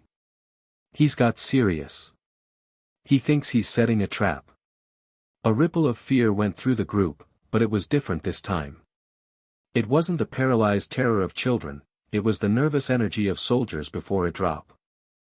He wants me, Harry continued, his eyes scanning the faces. Ron, Hermione, Ginny, Luna, Neville. He thinks I'm going to come running, weeping, and throw myself at his feet. He thinks I'm the same scared kid he tortured in the graveyard. Harry smiled. The temperature in the room dropped 10 degrees instantly. Frost crept up the weapon racks. We're going to show him he's wrong. We're not going there to rescue Sirius. We're going there to end the war. Harry, Hermione stepped forward. She looked terrified, but her wand was gripped tight. If you know who is there, and the Death Eaters, it's suicide. It's suicide for them, Daphne corrected, her voice cool and sharp. Harry eats curses. I break wards. You lot provide suppressing fire. We have the element of surprise. They expect a rescue party. They're getting a hit squad. How do we get there? Ron asked, spinning his wand. Flow network is watched. Apparition is blocked at Hogwarts.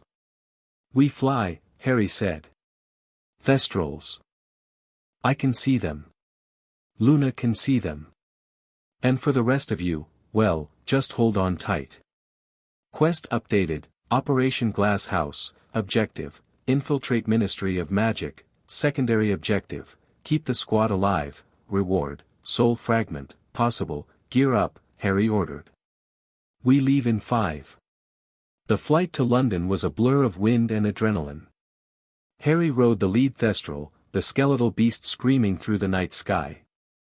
The system projected a navigation path in glowing green wireframes against the clouds, calculating wind shear and optimal descent vectors. ETA, 12 minutes, enemy radar, clear. Harry leaned forward, pressing his hand against the Thestral's cold, leathery neck. He felt the connection. The creature was Death Aspect. It resonated with his cryogenic soul. Faster, he whispered. The beast surged. They touched down in a dark alley near the visitor's entrance. The cool night air of London felt stagnant compared to the high altitude. The squad dismounted, legs shaking. Neville looked green. Luna looked delighted. Phone booth, Harry said, pointing. 2 at a time. Wands out. From this point on, if it moves and it isn't us, you hex it. If it casts green light, you drop to the floor. Understood? Understood, Neville said, his voice surprisingly deep. He checked the grip on his wand. They descended into the atrium. It was deserted. The golden statues of the Fountain of Magical Brethren gleamed under the low lights. The silence was heavy, oppressive. It felt like walking into a tomb. Elevators, Daphne whispered, moving to Harry's flank. Department of Mysteries is level 9. Harry nodded. The system was scanning constantly. Scanning area, life signs, 0, magic signatures, concealed, they're waiting, Harry murmured. Ambush positions. They piled into the lift. The golden grills rattled shut. As they descended, the air grew colder. Not the Dementor cold, Harry owned that now, but the cold of the grave. The lift dinged. Level 9. The corridor was black tile, lit only by torches that burned blue. At the end, a single plain black door. Formation, Harry signaled. He took point. Daphne and Neville flanked him. Ron and Hermione took the rear. They moved tactically, sweeping the corners. Harry kicked the door open. The circular room with the spinning doors. Luna, Harry said. Mark the exit. Luna drew a fiery red X on the door they came through. The walls are dizzy, she noted dreamily. Door opposite, Harry commanded. The Hall of Prophecies. They moved through the brain room, past the tank of swimming brains that tentacles lashed out at the glass. Ron stared at them, horrified. Don't touch the calamari, Weasley, Daphne snapped. Focus. They reached the hall. It was vast. A cathedral of silence. Towering shelves stretched up into the darkness, filled with millions of dusty glass orbs. The only sound was their breathing and the soft scuff of boots on stone. Harry checked the row numbers. 95, 96. 97, he should be here, Harry said, stopping at row 97. Sirius. The floor was empty. No Sirius. No torture rack. Just a small glass sphere glowing faintly on the shelf. SPT to APWBD Dark Lord and Harry Potter. It's a trap, Hermione whispered, her voice trembling. Harry, he's not here. I know, Harry said calmly. He reached out and grabbed the prophecy. It felt warm in his hand. He never was. Very good, Potter. The voice dripped from the shadows like poisonous sludge. Black shapes detached themselves from the darkness between the shelves. 12 of them. Silver masks. Wands drawn. They surrounded the DA, blocking every exit. Lucius Malfoy stepped into the light, his mask off, a smirk playing on his pale face. You really are as predictable as the Dark Lord said. Rushing in to save your precious godfather.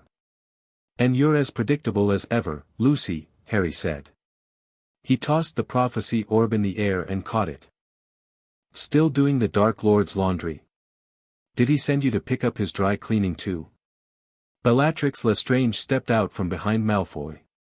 She wasn't smiling. She was staring at Harry with a mix of hunger and wariness. She remembered Azkaban. Give me the prophecy, Potter, Lucius said, extending a gloved hand. And we might let your little friends leave alive. Harry looked at the orb. Then he looked at Lucius. This? Harry asked. You want this glass ball? The one that says a bunch of vague nonsense about a baby? It is the Dark Lord's property. Bellatrix shrieked. Property requires ownership, Harry said. And I don't see his name on the lease. Harry let the orb drop. Lucius's eyes widened. No. Harry didn't catch it. The orb hit the stone floor. Crash. White mist exploded from the shards. A ghostly figure rose up, speaking in a hoarse voice, but Harry ignored it. He stepped on the shards, grinding the glass into dust. "Oops," Harry deadpanned. "Butterfingers." The silence that followed was absolute. The Death Eaters stared at the broken glass. The prophecy, the object of their master's obsession, was dust. "Kill him," Lucius whispered, his face twisting into a rictus of terror. "Kill them all. Now." Harry roared. Combat mode engaged, adrenaline injection, max, reducto. 6 wands fired at once. The DA didn't aim for the Death Eaters. They aimed for the shelves. Harry's spell hit the base of the massive shelving unit to his left. The wood exploded. The entire structure, holding thousands of prophecies, groaned and began to tip. "Run!" Harry shouted. The shelf crashed into the one next to it, creating a domino effect of destruction. Glass rained down like hail. The Death Eaters scattered, screaming as tons of shelving collapsed on their positions. "Back to the door!" Daphne yelled, firing a blasting curse over her shoulder. Harry stayed behind. He acted as the rear guard. A Death Eater, McNair, lunged through the dust cloud, sending a purple curse at Hermione's back. Harry intercepted. He didn't cast a shield. He stepped into the path. The curse hit his chest. ENTRL expelling curse absorbed, conversion, biological reinforcement, gut flora optimized, gross, Harry muttered. He reached out, grabbed McNair by the throat, and slammed him into the floor. The stone cracked. McNair didn't get up. Stupefy. Avada Kedavra. Crucio. Spells were flying everywhere. The air was thick with magic. Harry was in his element. He moved through the chaotic battlefield like a shark in a bait ball. He batted a stunner away with his forearm, absorbed a bonebreaker to reinforce his ribs, and kicked a masked figure through a shelf. "Potter!" Bellatrix screamed from atop a fallen shelf. "I'm going to carve you up." She unleashed a torrent of dark flame, not fiend fire, but a nasty, cursed pyro whip. Harry raised his hand. Thermal resistance, active. He caught the whip. It burned his skin, searing the flesh, but the system immediately began knitting it back together, consuming the magic of the flame to power the healing. "Is that it?" Harry taunted, yanking the whip.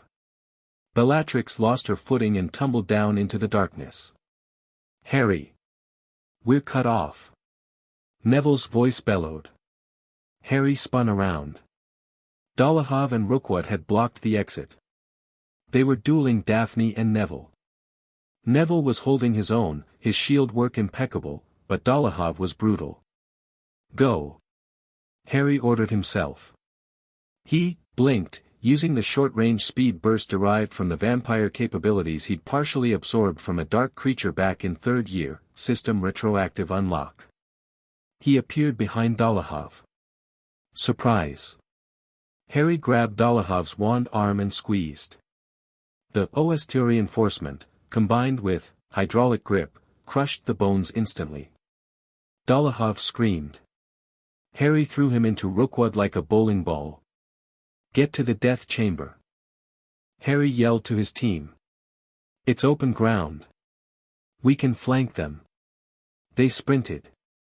Down the spiral stairs. Into the amphitheater. The death chamber. A massive, sunken stone pit with a stone archway standing in the center on a dais. A tattered veil hung in the archway, fluttering in a non-existent breeze. It whispered. "Anomaly detected, the veil of death, source, pure entropy, danger, absolute, do not consume, stay away from the arch." Harry warned. The DA scrambled down the stone benches, taking cover behind the dais.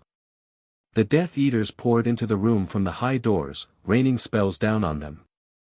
Harry stood in the center of the pit, exposed. He was the lightning rod. "Come down here and fight." Harry challenged. 5 Death Eaters dropped down, encircling him. Harry cracked his neck. System, Battle Royale mode.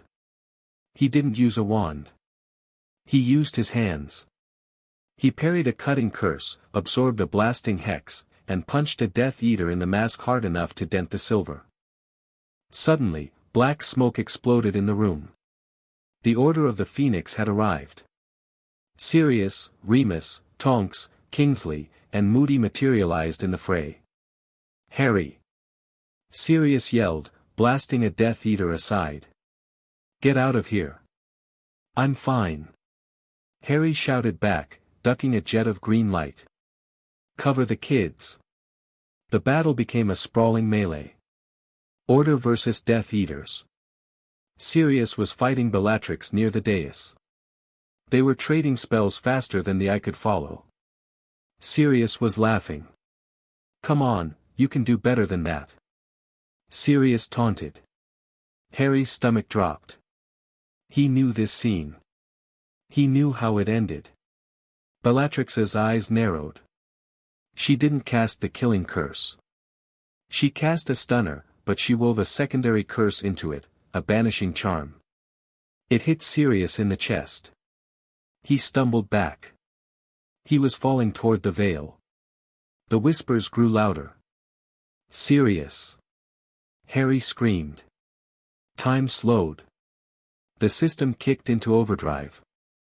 Calculating trajectory, target Sirius Black, destination, event horizon, probability of survival, 0%, intervention required. Harry didn't run. He pushed.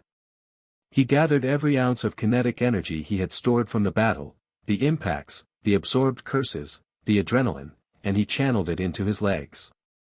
Explosive burst, Harry launched himself across the dais. He was a blur of motion. Sirius was tipping backward, a look of surprise on his face. The tattered veil was reaching for him. Harry slammed into Sirius midair. He hit his godfather like a linebacker, tackling him sideways, away from the arch. They crashed onto the stone steps, rolling over each other. Harry ended up on top. He looked down at Sirius. I told you. I'm the shield. Sirius stared at him, wide-eyed, the laughter dead on his lips.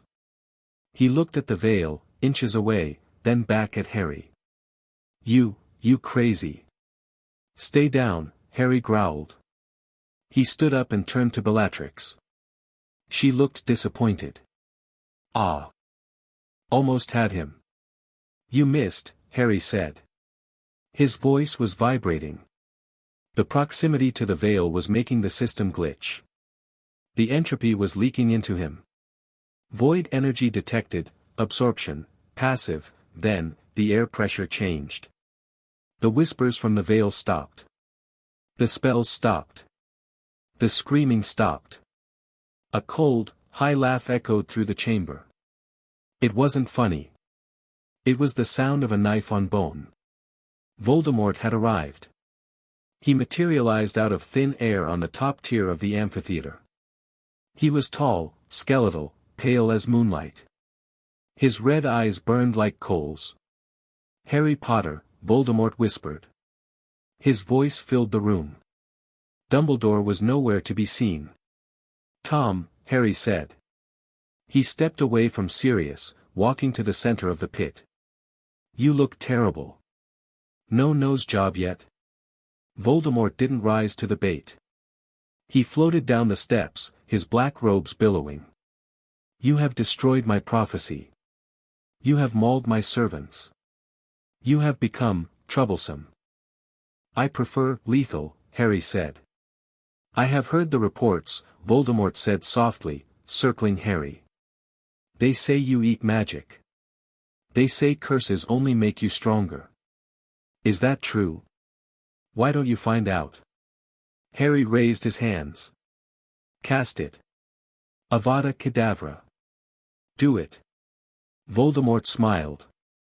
It was a terrifying sight. No. I think not. If you feed on death, Harry, let us see if you can feed on hell. Voldemort raised his wand. He didn't jab. He made a sweeping, conducting motion. A distinct, horrifying sound filled the air, a roar like 1,000 furnaces. Fiend fire. A torrent of cursed fire erupted from Voldemort's wand. It wasn't just fire, it was alive. It formed into massive, thrashing beasts, serpents, chimeras, dragons, made of liquid magma and hatred. The heat was instantaneous. The stone of the amphitheater began to melt. The Order members screamed and cast desperate shields, but fiend fire consumed normal magic. The fire rushed toward Harry. A massive fiery basilisk unhinged its jaws, preparing to swallow him whole. The system screamed. Critical threat, sentient plasma, temperature, 3,000 degrees Celsius, nature, uncontrollable dark magic, absorption difficulty, impossible, impossible is what I do, Harry roared. He didn't run. He stepped into the mouth of the fire serpent. Harry! Daphne screamed from the sidelines. Harry disappeared into the inferno. Pain. Absolute, consuming pain. His clothes disintegrated instantly. His skin blackened, cracked, and peeled away. His eyes boiled in their sockets. Integrity failing, 20%, integrity failing, 10%, Harry pushed his will into the system. Eat it. Eat it all. He visualized the fire not as heat, but as fuel. He forced his magical core to expand, to unhinge its own jaw.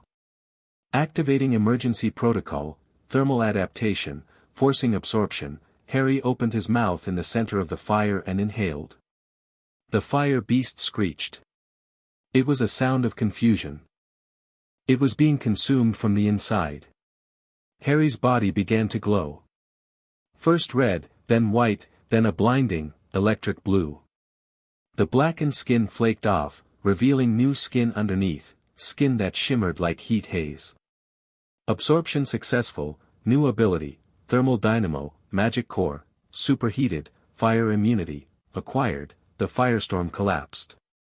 The giant beasts swirled and were sucked into a vortex centered on Harry's chest. Voldemort watched, his red eyes widening in genuine shock. For the first time, the Dark Lord took a step back. Harry stood in the center of a melted crater. He was naked, but he wasn't exposed. He was clothed in a wreath of blue flames that licked off his body. His eyes were no longer green, they were burning white stars. He exhaled. A jet of superheated steam blasted from his nose. Spicy, Harry said. His voice sounded like a crackling bonfire. He looked at Voldemort. My turn. Harry clapped his hands together. Discharge, Hellfire Blast, he fired the fiend fire back. A beam of concentrated blue fire erupted from his palms. It screamed across the room. Voldemort didn't try to block it. He vanished, reappearing on the other side of the room. The beam hit the stone wall, melting a hole 10 feet deep instantly. You are an abomination, Voldemort hissed. He sounded disturbed. You are no wizard.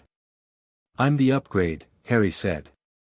He took a step, leaving a molten footprint on the stone.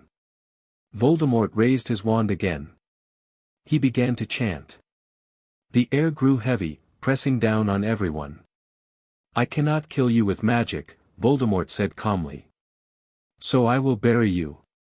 He ripped his wand upward. The entire ceiling of the death chamber, tons of rock and masonry, cracked and began to fall. Protego tot alum. Sirius and Remus screamed, trying to shield the kids. Harry looked up. He couldn't stop that much rock. Suddenly, a flash of fire. Fawkes the Phoenix burst into the room. And holding onto his tail feathers. Albus Dumbledore. Dumbledore landed on the dais. He didn't look like a headmaster. He looked like a titan. His aura flared, tangible and golden, pushing back the darkness. With a sweep of his wand, the falling rocks turned into sand, raining harmlessly down on the combatants. It was foolish to come here tonight, Tom, Dumbledore said calmly. The Aurors are on their way. Voldemort looked at Dumbledore, then at Harry, who was still on fire. I have what I came for, Voldemort sneered. He reached into his robes and pulled out a small, black book. Not a diary. A grimoire. It radiated a sickness that Harry could smell from across the room. The Ritual of the Rotting King, Dumbledore whispered, his face paling. Tom, you cannot. Watch me, Voldemort said. He looked at Harry one last time. Enjoy your victory, Curse Eater. Eat as much as you like. When the rot comes, you will choke on it. Voldemort grabbed Bellatrix's arm. They spun. Harry! Stop him! Sirius yelled. Harry raised his hand to fire another blast, but Dumbledore stepped in front of him. No, Harry. If you release that energy now, you will destroy the foundations of the Ministry.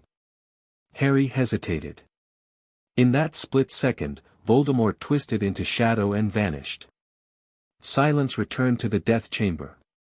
The blue flames wreathing Harry began to fade, flickering out. He slumped, suddenly exhausted. The adrenaline crash was brutal. His skin cooled, leaving him shivering. Sirius rushed forward, throwing his cloak over Harry. I've got you, pup. I've got you. Harry leaned into him. He smelled the ozone on Sirius's clothes. He looked at the veil. You almost died, Harry whispered. Yeah, Sirius let out a shaky breath, hugging Harry tight. Thanks for the tackle. You've got a hell of a shoulder check. Dumbledore walked toward them. He looked old. Tired. He looked at the melted stone, the sand, the destruction. Harry, Dumbledore said softly. We need to talk. Harry looked up. His eyes were back to green, but the pupils were slit, like a snake's. Not now, Professor, Harry said. I'm full. Quest complete, Department of Mysteries, Sirius Black, alive, prophecy, destroyed, ritual tome, stolen by enemy, the Minister for Magic, Cornelius Fudge, burst into the room, followed by 20 Aurors. He stopped, staring at the scene, the unconscious Death Eaters, the melted floor, Dumbledore, and Harry Potter wrapped in a cloak. He's back. Fudge gasped, seeing the lingering smoke of Voldemort's exit. He's back. Harry laughed. It was a dry, raspy sound.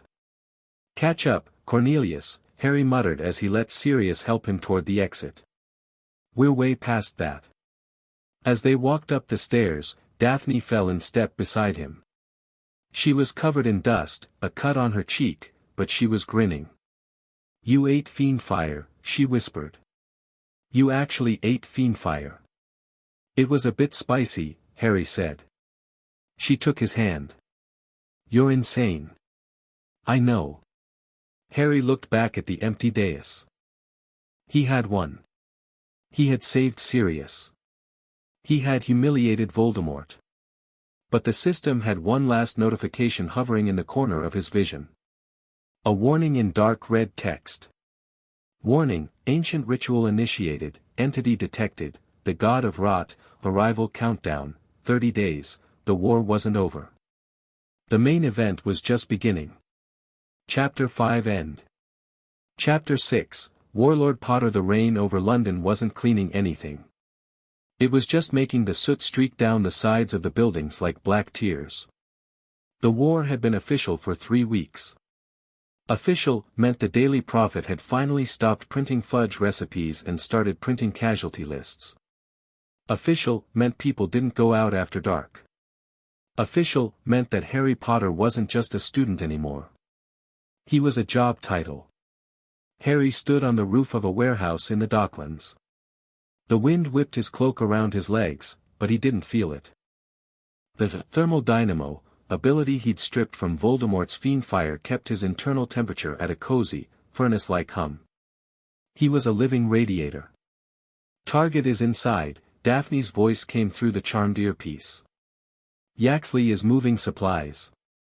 Dark artifacts, curses, potions, ingredients. The good stuff. Roger that, Harry said. He flexed his fingers. Sirius, you in position? I'm at the back door, Sirius's voice crackled back, sounding way too happy for a man standing in a deluge. Remus is with me. We're ready to breach on your signal. DA support team. Harry checked. We've got the perimeter, Neville's voice was steady. Anti-apparition wards are up. Nothing leaves. All right, Harry said. He cracked his neck. Let's go grocery shopping. Harry didn't bother with the stairs. He walked to the edge of the roof and stepped off. He fell 4 stories. The ground rushed up to meet him. Impact nullification, active, he hit the pavement. No sound. No shockwave. The kinetic energy was just, deleted. It fed into his reserves, a little blip on his mana bar. He walked to the massive iron doors of the warehouse. They were glowing with purple runes, nasty, corrosive wards that would liquefy the lungs of anyone who touched them. Harry laid his palm flat against the metal. Ward detected, acidic corrosion, ward detected, blood boil, analysis, delicious, nom nom, Harry whispered. He pulled. The purple light didn't fade, it streamed into his arm like water into a drain. The metal groaned as the magic holding it together vanished. Harry felt the sour, metallic taste of the curse hit his tongue, a phantom sensation the system used to categorize magic. This one tasted like battery acid and lime. Mana restored, 100%, toxicity resistance, plus 2%, the doors clicked. Unlocked. Harry kicked them open. The metal buckled, flying off the hinges and crashing into the interior darkness. Knock knock. Harry shouted. Inside, chaos erupted immediately. Spells lit up the gloom. It's Potter, someone screamed. 3 Death Eaters in masks were guarding crates. They didn't hesitate. Green light, red light, purple light. Harry walked forward. He didn't draw his wand. A killing curse sailed past his ear, he still wasn't risking eating those directly, not unless he had to. But the rest? He caught a stunner with his chest. Absorbed. He slapped a blasting curse out of the air. Absorbed. He took a cutting curse to the shoulder. It sliced his robes, broke the skin, and then fizzled out as his blood, now laced with the magical properties of a dozen absorbed curses, neutralized the magic. The wound knit itself together in seconds, leaving faint steam rising from the tear in the fabric. Is that all? Harry asked, bored. He pointed a finger at the center guard. Bang. He released a fraction of the stored energy. A condensed bullet of pure force, compressed air and magic, shot from his fingertip.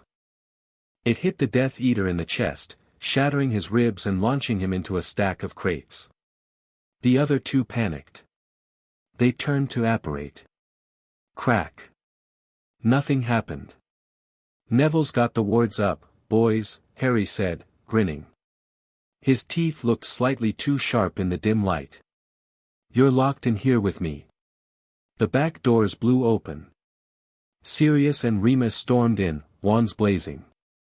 The firefight was short, brutal, and loud. Within 2 minutes, the warehouse was secure. Yaxley wasn't there, slippery bastard, but his operation was toast. Harry walked over to a crate marked with a skull. He ripped the lid off. Inside were rows of shrunken heads and jars of dark, viscous liquid. Nasty, Sirius said, walking over and wiping dust off his leather jacket. This is ritual gear. High-end. Burn it, Harry said. We should catalog it for the Ministry evidence lockup, Remus suggested, ever the responsible one. Harry turned. His eyes were glowing a faint, toxic green. Remus, the Ministry is compromised. Half the Aurors are on Malfoy's payroll. If we send this there, it'll be back on the street in a week. He pointed his hand at the crates. Thermal dynamo, activate, blue fire roared from his palm. It wasn't normal fire, it was the bastard child of fiend fire, controlled and hungry.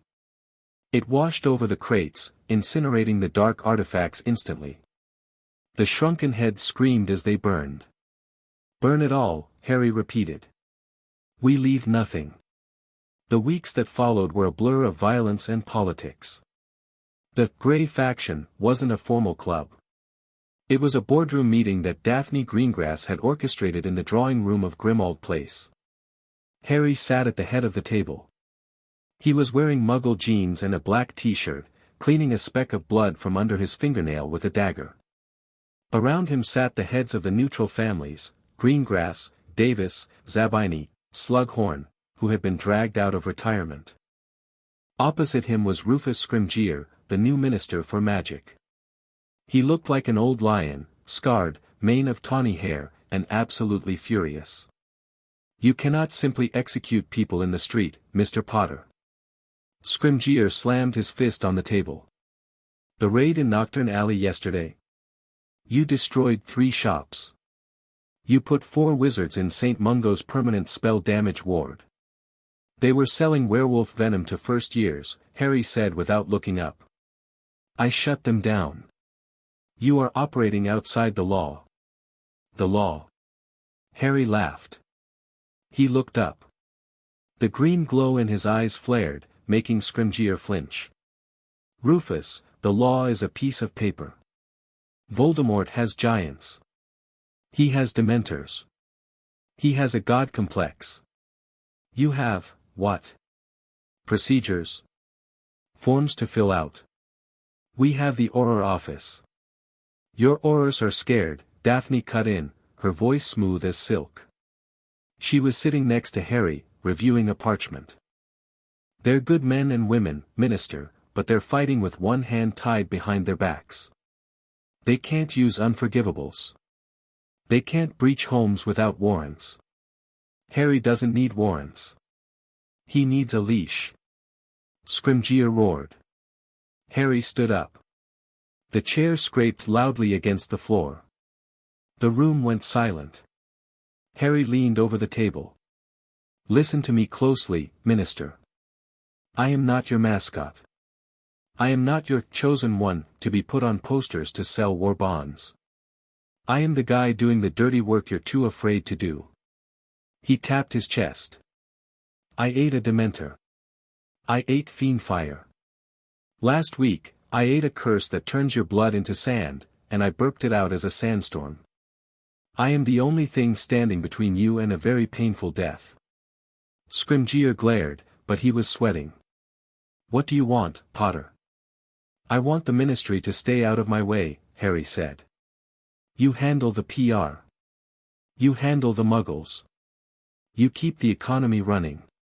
Leave the war to me and my people. And if I refuse? Harry smiled. It was the smile of a shark. Then I'll eat your wards, walk into your office, and throw you out the window. And the public will cheer, because I'm the one winning. Scrimgeour looked around the room. He saw the nods from the Greengrasses and the Zabinis. He saw Sirius leaning against the wall, twirling his wand. He realized he had lost the room before he even entered. Fine, Scrimgeour hissed. But if you go too far, Potter, if you become what you fight. I'm already worse, Harry said. Get out of my house. Once the politicians were gone, the real work began. The Locket, Harry said, turning to the team. Creature finally cracked. It took some convincing, Sirius said, his face darkening. But yes. He had it. Regulus, my brother stole it. He tried to destroy it. Sirius placed a heavy, golden locket on the table. It had a serpentine S inlaid in glittering green stones. The room temperature dropped. The shadows stretched toward the object. It was pulsating with a low, sick heartbeat. Critical alert, object detected, Horcrux, soul fragment, Salazar Slytherin/Tom Riddle hybrid, threat level, existential, everyone out, Harry ordered. Harry, no, Hermione protested. We should use basilisk venom. We have the fangs from the chamber. Venom destroys the container, Harry said, staring at the locket. I need the contents. You can't eat a soul, Harry. Daphne grabbed his arm. Her grip was tight. This isn't a spell. This is him. His essence. If you absorb this, you absorb his memories. His madness. I know, Harry said quietly. He looked at her. But I need to know what he knows. I need his combat experience. I need his rituals. He's planning something with this rotting god. If I don't upgrade, we lose. It could overwrite you, she whispered. I'm too stubborn to be overridden. Harry gently removed her hand. Go. Wait outside. If I start speaking in riddles or try to kill you when I come out, well, put me down. Daphne looked like she wanted to argue, but she nodded. She signaled the others. They left. Harry was alone with the locket. Open, Harry hissed in Parseltongue. The locket clicked. The lid swung open. It didn't explode. It hissed. Dark smoke poured out, forming shapes. It wasn't the visual torture it had tried on Ron in another life. It sensed Harry. It sensed a predator. You think you can consume me? The voice whispered. It was Tom Riddle's voice. Smooth, charming, arrogant. I am the air. I am immortality. You're a snack, Harry said. He grabbed the locket. The smoke lashed out, trying to strangle him. Harry ignored it. He focused on the system. Void protocol, engage, target, soul shard, action, consume and integrate. Harry brought the locket to his mouth. He didn't chew the metal, he inhaled the smoke. He latched his magical core onto the screaming, twisting entity inside the gold. He pulled. It felt like swallowing a live wire. Flash. Harry wasn't in the kitchen anymore. He was in an orphanage. It was gray and cold. He felt small. He felt angry. Flash. He was at Hogwarts. He was opening the chamber. He felt the rush of power as the basilisk obeyed him. He felt the contempt for the mudbloods. Flash. He was asking Slughorn about Horcruxes. The greed. The fear of death. The absolute, paralyzing terror of ceasing to exist. Flash. He was killing his father. The green light. The lack of remorse. It felt clean. No. Harry roared in the real world. The memories were flooding him, trying to drown his own personality. The Horcrux was fighting back, trying to pilot his body. Warning, EGO dissolution imminent, mental defense failing, intruder alert, Tom Riddle, get out of my head. Harry screamed internally. He accessed the pain battery. He flooded his own brain with the sensation of the Cruciatus curse he had stored. The shock was massive. It stunned the intruder. Pain. You use pain against yourself? Riddle's voice wavered. I use everything, Harry thought. He clamped down. He visualized his mind as the void, the entropy he had tasted at the Veil. Concept, entropy, deleting emotional context, keeping data only, he stripped the memories of their feelings. He kept the knowledge, the spells, the wand movements, the locations, but he burned the hate, the arrogance, the fear. The smoke screamed one last time and vanished down his throat.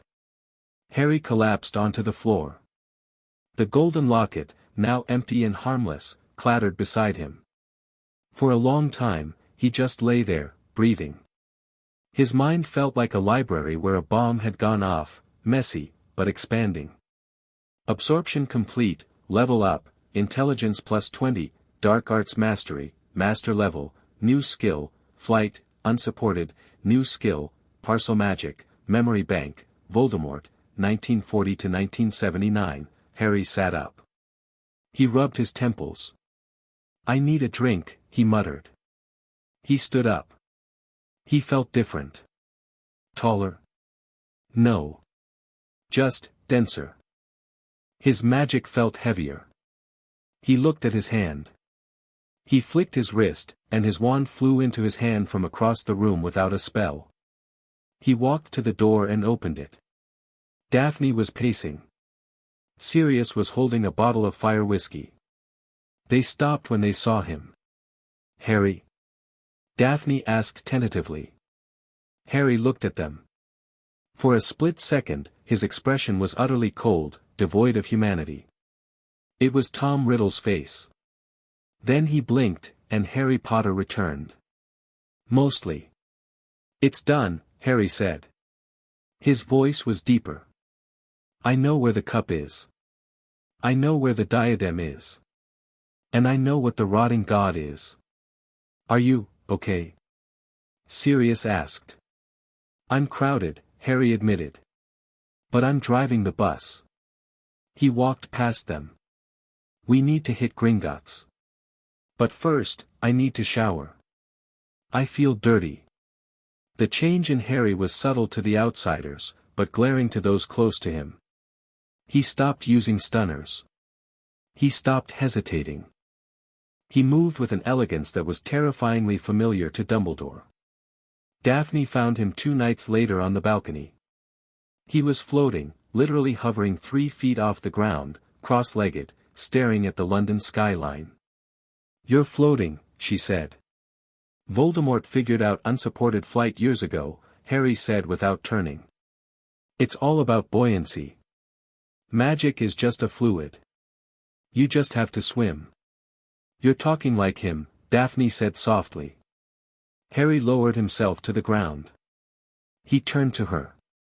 His eyes were tired. I have 50 years of his memories in my head, Daph. Sometimes I forget which ones are mine. I remember buying my wand from Ollivander, twice. Once as Harry, once as Tom. Daphne walked over and placed her hands on his face. Tell me something Tom doesn't know. He doesn't know what treacle tart tastes like, Harry said instantly. He never ate for pleasure. Only for sustenance. And he doesn't know how it feels to trust someone so much you'd let them hold a knife to your throat.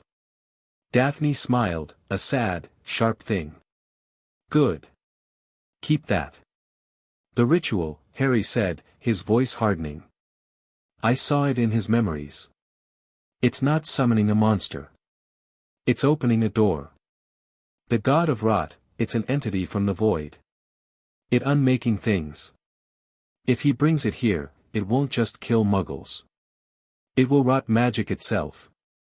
Wands will rot. Potions will spoil. We'll be defenseless. How do we stop it? We can't stop the summon. He's already started the chant. It takes a lunar cycle. We have to kill the vessel when it arrives. And the vessel? He's building it, Harry said grimly. Out of corpses. Alert, urgent, location, Diagon Alley, event, mass casualty attack. The warning flashed red across Harry's vision while he was eating breakfast. Gear up. Harry shouted, flipping the table. Diagon Alley. Now. They didn't argue. They moved. Harry grabbed Daphne's arm. Side along. I'm jumping us direct. Direct? I know the coordinates. Crack. They appeared in the middle of Diagon Alley, and it was a slaughterhouse. Smoke billowed from Gringotts. Weasley's wizard Wheezes was on fire. The cobblestones were slick with blood. Running through the street were werewolves. Not in human form, it wasn't a full moon, but in that halfway state that Greyback had perfected. Monstrous, hairy, hulking brutes with claws like knives. And leading them was Fenrir Greyback. He was massive. He stood 7 feet tall, muscles rippling under matted gray fur. He was holding a screaming shopkeeper by the throat. Fresh meat. Greyback roared. He snapped the man's neck and threw him aside. Hey! Harry's voice was amplified by parcel magic. It hissed and boomed. Greyback turned. He saw Harry. He sniffed the air. Potter, Greyback growled. You smell delicious. Like dark magic and tender boy. And you smell like a wet dog, Harry said, walking forward. The crowd of terrified shoppers parted for him. Daphne, secure the civilians, Harry ordered calmly. Sirius, take the pack. Greyback is mine. Harry, he's fast. Daphne warned, firing a curse at a lunging snatcher. I'm faster. Greyback charged.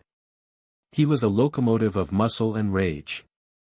He closed the 30 feet in a second, claws swiping for Harry's throat. Harry didn't use a wand. He stepped into the guard. He caught Greyback's wrists. Thud. The impact shook the ground. Greyback's eyes widened. He was the strongest creature in Britain. He could rip steel doors off hinges.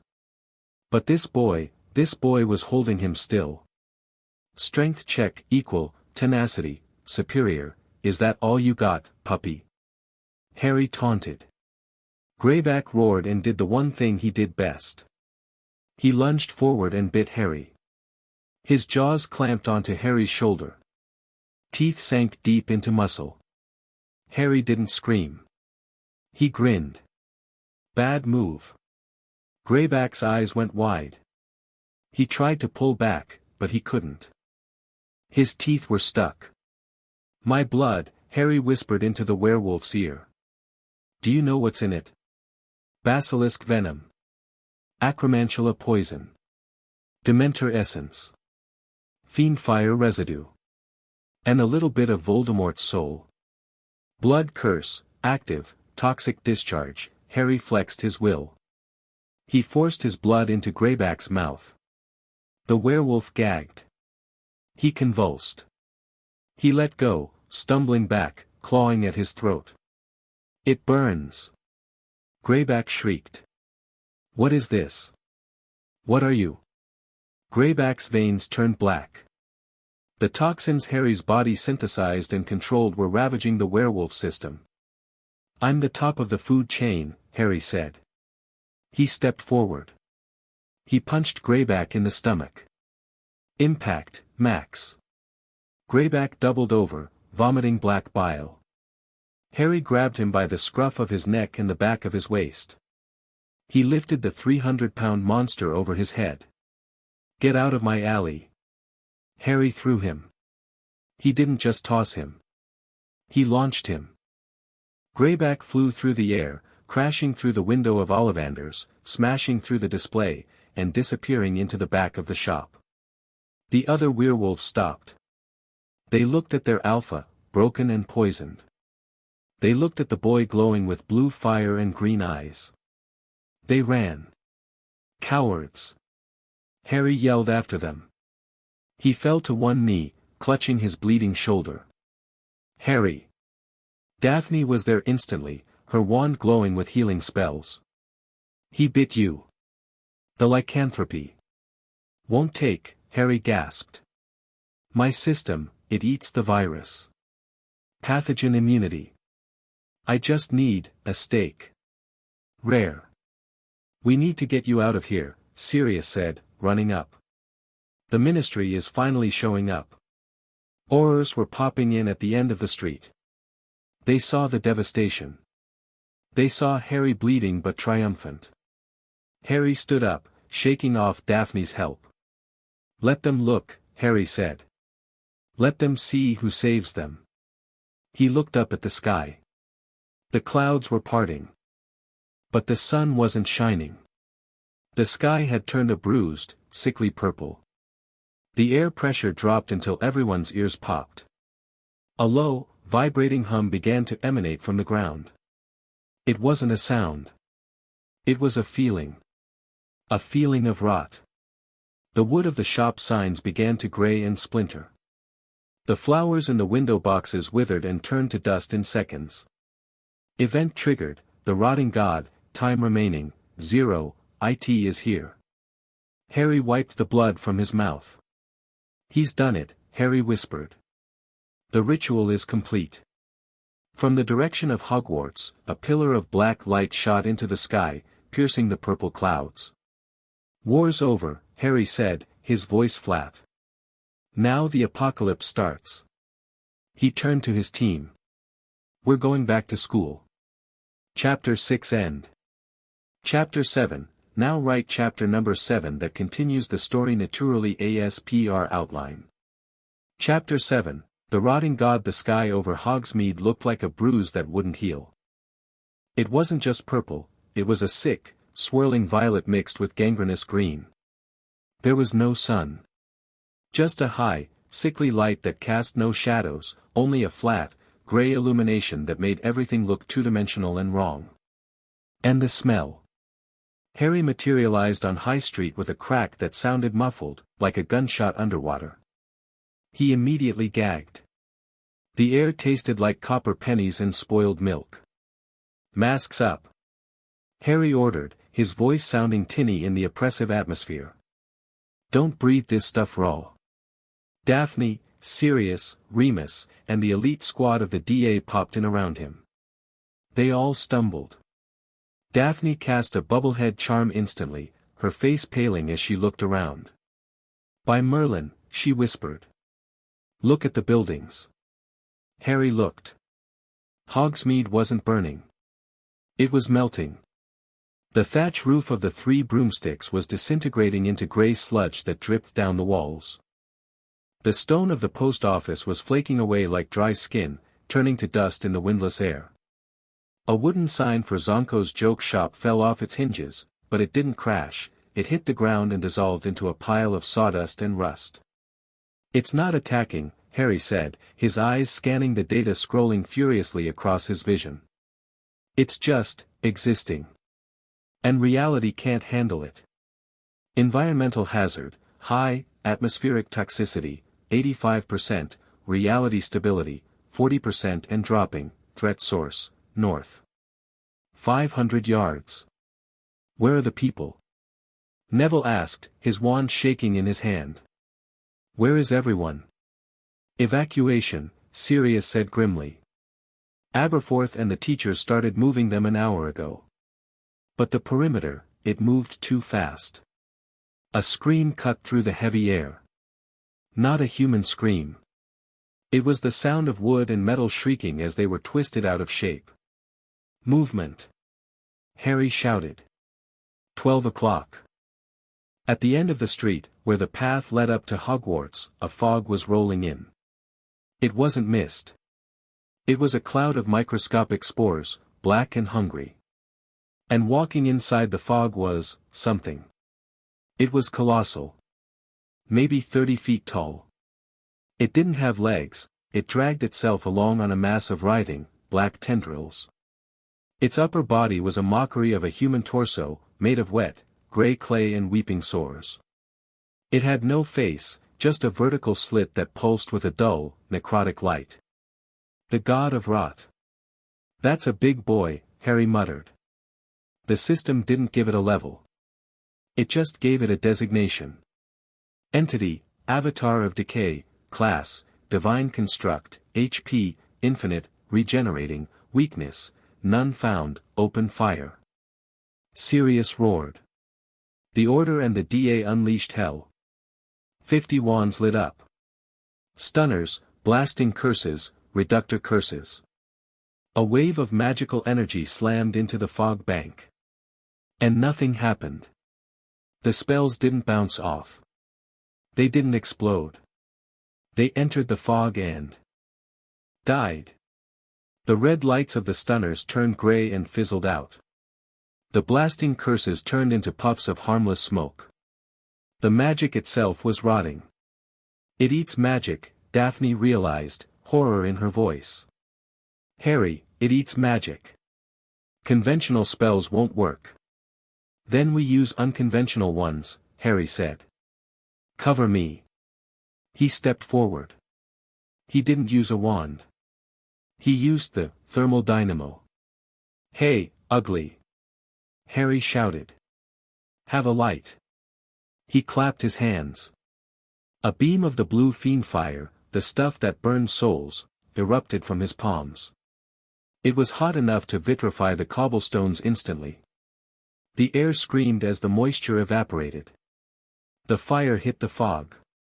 For a second, it looked like it was working. The black spores burned. The entity recoiled, the clay flesh hissing as the blue flames licked at it. But then, the entity raised a massive, dripping hand. It made a gesture. A simple, downward push. The blue fire turned green. Then brown. Then it turned into ash. Harry's eyes widened. It rotted the fire. It literally aged the energy until it died. The backlash hit him. Not fire, but a wave of entropy. Harry felt it instantly. His skin went gray. His hair grew 3 inches in a second and turned white at the tips. His bones felt brittle, like he'd suddenly aged 40 years. Critical alert, system infection detected, age acceleration, active, cellular decay, 15%, Harry. Daphne screamed. She sprinted forward, grabbing him by the back of his collar and yanking him behind the crumbling remains of a stone wall. I'm fine, Harry wheezed. His voice sounded like an old man's. Just, give me a sec. He focused on his core. He focused on the predator lineage. Adapt. Survive. Eat. He forced his magic to attack the aging process. It was a war inside his own cells. He felt his magic knitting his DNA back together, shortening the telomeres, reversing the clock. Slowly, the color returned to his skin. His hair turned black again.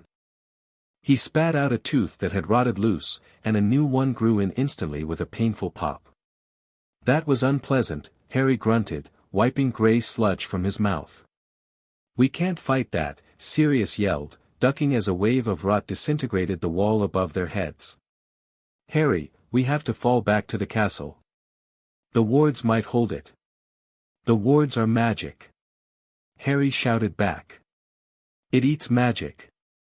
If that thing touches the Hogwarts wards, the whole castle will turn to dust with everyone inside. So what do we do? Remus asked, firing a physical spell, a punio, sending a swarm of conjured rocks at the giant. The rocks turned to sand before they hit. Harry looked at the entity. It was getting closer. The fog was spreading, turning the street into a graveyard. It's a concept, Harry whispered. It's not a monster. It's the idea that everything ends. Philosophy isn't going to help us, Potter. Daphne snapped, casting a stasis charm on a crumbling support beam to keep a roof from crushing a group of first-years running for safety. No, Harry said, standing up. But biology might. I can't burn it. I can't freeze it. I have to be immune to it. Immune? If I want to eat it, Harry said, a reckless, terrifying grin spreading across his face, I have to have the stomach for it. Quest updated, the impossible meal, objective, assimilate the concept of entropy, risk, total existential erasure, Daphne, take the squad, Harry commanded. Distract it. Don't use energy spells. Use physical objects. Transfigure the ground. Throw buildings at it. Anything that isn't pure mana. Just buy me 2 minutes. 2 minutes. Daphne looked at him. She saw the intent. She saw the suicide mission. Harry, if you die, I'm going to resurrect you and kill you again. Deal. Harry turned and ran. Not away from the monster. Toward it. Squad. Daphne's voice rang out, clear and imperious. Pattern Delta. Transfiguration only. Bury the bastard. The DA didn't hesitate. Neville slammed his wand into the earth.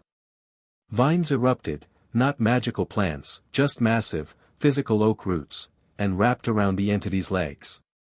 The roots rotted instantly, turning to black mush, but for a second, the entity paused to rip them away. Ginny and Luna combined their magic, transfiguring the debris of Zonkos into a flock of iron birds. They dive-bombed the giant. The iron rusted mid-air, turning to red powder, but the cloud of rust blinded the creature's slit face. "Keep it up!" Sirius roared, levitating a massive granite boulder and hurling it. Harry sprinted through the chaos. The air grew thicker. He was entering the zone of rot. His clothes started to fray. His shoes dissolved, leaving him running barefoot on the dissolving cobblestones. The skin on his arms began to peel. Damage warning, sustained, regeneration, maximized. Harry was caught in a loop. He was rotting and healing, 100 times a second. The pain was excruciating, a dull, deep ache that went down to his marrow. He reached the base of the entity. Up close, it was the size of a tower block. The smell was overwhelming. "Hey!" Harry shouted, looking up. The slit face looked down. "I heard you were hungry." Harry yelled. The entity roared, a sound like a landslide. A massive, clay hand slammed down. Harry didn't dodge. He raised his hands. System, lower shields, defense, 0, open all ports. Harry let the rot in. The hand engulfed him. Darkness. Absolute, suffocating darkness. Harry was buried in the flesh of the god. It was wet, cold, and heavy. But worse than the physical sensation was the metaphysical one. He felt his magic being drained. Not sucked out, but expired. His spells were reaching their expiration date in milliseconds. His heartbeat was slowing down because his heart was forgetting how to beat. This is it, Harry thought. This is what Voldemort fears. The end. It was peaceful, in a way. Just letting go. Becoming dust. System critical, user life signs, fading, initiate shutdown. No, Harry thought. The anger flared up. The predator instinct. I don't end. I begin. System. Analyze the energy signature. Don't fight it. Mirror it. Analyzing, pattern recognition, entropy, data source, the veil, previously encountered, compatibility, possible. Harry focused on the feeling of the rot. He stopped trying to heal himself. He stopped trying to be alive. He focused on the concept of breaking things down. He visualized his magical core not as a battery, but as a black hole. If you want to rot me, Harry snarled mentally, you have to rot the void. Adaptation complete, new mode, entropy avatar, type, destructive resonance. Inside the fist of the god, a purple light ignited. It wasn't the sick purple of the sky. It was a deep, royal violet. The color of a bruise that hits back. Harry opened his eyes. They were black. No whites, no pupils. Just void. He opened his mouth and bit the flesh of the god. It wasn't physical flesh. He bit the magic holding it together. Consume. The entity screamed. Outside, Daphne watched in horror as the giant hand that had crushed Harry suddenly spasmed. Veins of violet light shot through the gray clay. They spread up the arm, across the chest, pulsing like a heartbeat. The entity thrashed, smashing into buildings, trying to shake off the infection. But the infection was inside. Look. Neville pointed. Its arm. The massive arm wasn't rotting. It was vanishing. It was dissolving into pixels of light that flowed inward, toward the fist. Harry was eating his way out. Boom. The fist exploded. Harry burst out. He was floating. He was naked, his clothes long gone, but he wasn't exposed. He was covered in a suit of armor made of solidified violet light. It looked jagged, ancient, and terrifying. He didn't look like a wizard. He looked like a glitch in the universe. Mana, overcharge, 5000%, status, ascended. Harry looked at the face of the god. You taste like old cheese, Harry's voice boomed. It echoed from everywhere at once. He flew forward. He didn't use a spell. He just extended his hand. Decay touch, he touched the entity's chest. Unmake. The effect was instantaneous. The god of rot didn't explode. It didn't fight. It simply stopped existing. From the point of Harry's touch, a wave of absolute nothingness spread outward. The grey clay turned to white dust, then the dust turned to nothing. In 3 seconds, the 30-foot giant was gone. Erased. The fog evaporated. The purple sky flickered and snapped back to a cloudy, grey Scottish afternoon. Silence fell over Hogsmeade. Harry floated there for a moment, the violet armor pulsing. Then, the light faded. Gravity remembered him. He fell. Harry. Sirius was on a broom before Harry hit the ground. He caught his godson mid-air, swooping down to land on the ruined street. Daphne and Remus were there instantly. Harry was conscious, but barely. He looked transparent. His skin was pale, almost translucent, and his veins were black. Harry. Daphne dropped to her knees, her hands hovering over him, afraid to touch. Harry, say something. Harry blinked. His eyes were fading from black back to green. Harry coughed. Dust came out of his mouth. I think I have indigestion.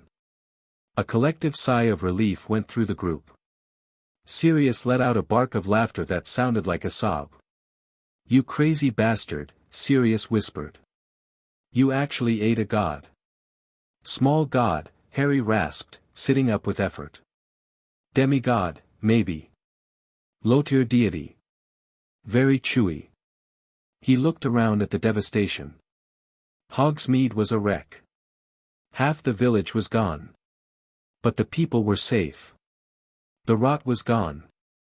System notification, ability acquired, entropy touch, warning, use of this ability consumes lifespan if mana is low, current status, critically drained, we need to get you to the castle, Remus said. Poppy needs to see this. No, Harry said. He struggled to his feet. He felt light. Too light. Like he wasn't fully anchored to reality anymore. Something's wrong. Wrong. You won. Neville said, patting him on the back. Look at the sky. It's clear. Harry looked at the sky. It was clear over Hogsmeade. But over Hogwarts? Over the castle, the black pillar of light was still there. And it was getting wider. The god. Harry whispered, his mind racing, accessing the memories he had stolen from the Horcrux. Voldemort, he's smart. He's paranoid. Why would he summon something that destroys the world he wants to rule? Harry? Daphne asked, sensing his panic. He didn't want the god, Harry said, his eyes widening. He wanted the hole. The hole. The breach. Harry shouted. The ritual punched a hole in reality to let that thing in. I killed the thing. But the hole is still open. He grabbed Daphne's shoulders. The magic. The backlash. When I killed it, where did all that energy go? I absorbed the concept, but the raw power, the displacement. He looked at the castle. He's drinking it, Harry whispered. He used the god as a battering ram to break the laws of magic, and now he's drinking the void. As if on cue, the ground shook. It wasn't a rumble. It was a heartbeat. Thump. Every window in Hogsmeade shattered. Thump. The black pillar at Hogwarts collapsed. It didn't fade, it fell downward, sucking into the astronomy tower. Then, a shockwave of pure, white light exploded from the tower.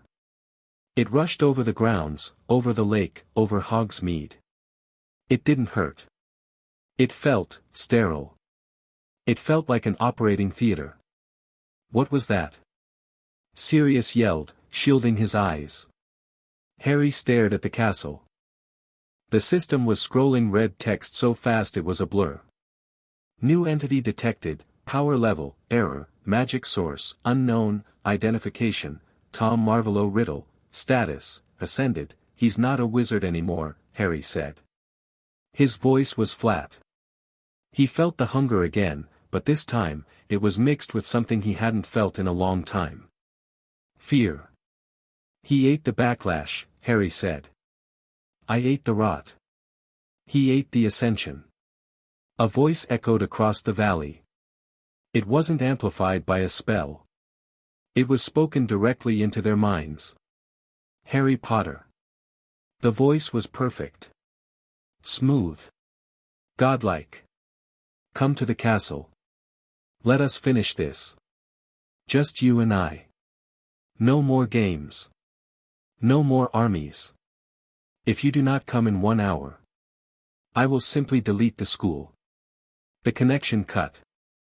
Harry stood there, swaying slightly. He's bluffing, Neville said. He can't delete Hogwarts. Harry looked at his hand, the hand that had unmade a god. He's not bluffing, Harry said. He has the same power I do now. Only he has 100 years of dark magic to back it up. Harry, you can't go, Hermione said, running up from the rear guard, soot-stained and crying. It's a trap. It's a duel, Harry corrected. He looked at Daphne. Do we have any invigoration potions left? Daphne reached into her belt and pulled out a vial of glowing green liquid. Pepper-up potion, military grade. It'll wake you up, but the crash will kill you. Perfect. Harry snatched it and downed it in one gulp. Steam poured out of his ears.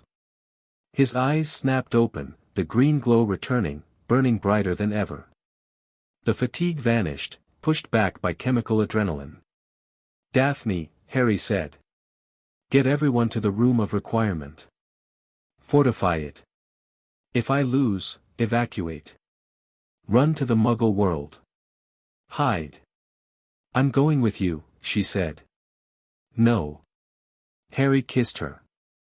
It was hard, fast, and desperate. He pulled back. This is a predator thing. Territory dispute. If you're there, he'll use you. If I'm alone, he'll play with his food. Harry, Sirius, Harry looked at his godfather. Keep them safe. Sirius looked at Harry. He saw James. He saw Lily. He saw a monster he barely recognized. He nodded, tears in his eyes. Give him hell, kid. I'm going to give him worse, Harry said. He turned toward the castle. Objective, kill God, chance of success, 1%, hunger, insatiable, Harry crouched. Flight, engage, he launched himself into the air. He broke the sound barrier instantly, a sonic boom shattering the silence of the valley. He was a green comet, streaking toward the white light of the castle. The Eater of Curses was going to his final meal. Chapter 7 End. Chapter 8, The Eater of Worlds. The sound of a sonic boom is usually a sharp crack, like a whip snapping the sky in half. But when Harry Potter hit the atmosphere above Hogwarts, it didn't sound like a crack. It sounded like a scream. He was moving at Mach 2, a green comet streaking through the clouds, burning off the residual pepper-up potion adrenaline in a trail of emerald sparks. The air resistance was brutal, enough to strip flesh from bone, but the thermal dynamo, and OST reinforcement, kept him intact. He was a diamond bullet fired at the heart of a god. Below him, Hogwarts wasn't the castle he knew. It wasn't the warm, candlelit home of his childhood. It looked like a sterilized lab rat.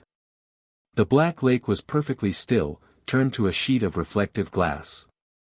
The forbidden forest was silent, no birds, no centaurs, just trees that looked like they'd been bleached white by too much sun. And the castle itself. The castle was glowing. Not with warmth, but with a cold, clinical white light. The astronomy tower, where the pillar of black rot had collapsed, was now a beacon of pure, blinding perfection. "There you are," Harry whispered, the wind tearing the words from his mouth. Target acquired, entity, Tom Marvolo Riddle, ascended, location, the Great Hall, threat level, Omega. Harry didn't slow down. He didn't cast a cushioning charm. He tucked his arms in, aimed for the roof of the Great Hall, and pushed the impact nullification to its absolute limit. Crash. He hit the roof like a meteor. Slate tiles vaporized. Ancient enchanted timber shattered into toothpicks. The magical wards that had protected the school for 1,000 years didn't even slow him down, he just absorbed the ward energy on contact, using it to fuel his descent. He punched through the ceiling, through the enchanted sky illusion, which flickered and died, and slammed into the stone floor between the house tables. The impact created a crater 10 feet deep.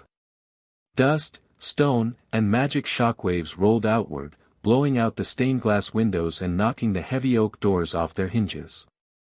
Harry stood up in the center of the crater. He was breathing hard, steam rising from his skin. His clothes were shredded, replaced by the jagged, translucent violet armor of the Entropy Avatar. His eyes were twin pits of green fire. "Knock knock," Harry rasped. The dust settled. The Great Hall was empty of students. The tables were pushed to the walls. Standing on the raised dais, right in front of the teacher's table, was a man. He didn't look like a snake anymore. He didn't look like the monstrous thing that had come out of the cauldron in the graveyard. He looked like Tom Riddle at 30, handsome, sharp-jawed, with hair black as ink. But his skin was glowing with that same sterile white light as the castle, and his eyes.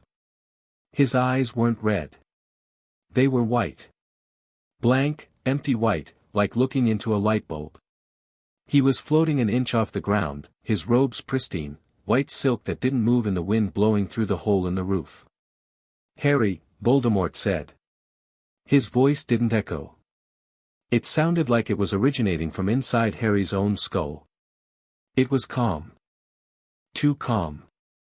It was the voice of a doctor telling you that you have terminal cancer, and it's for the best.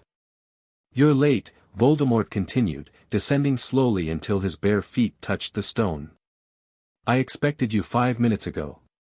Did the rot slow you down?" "A little," Harry said, stepping out of the crater. He cracked his neck. System, battle mode engaged.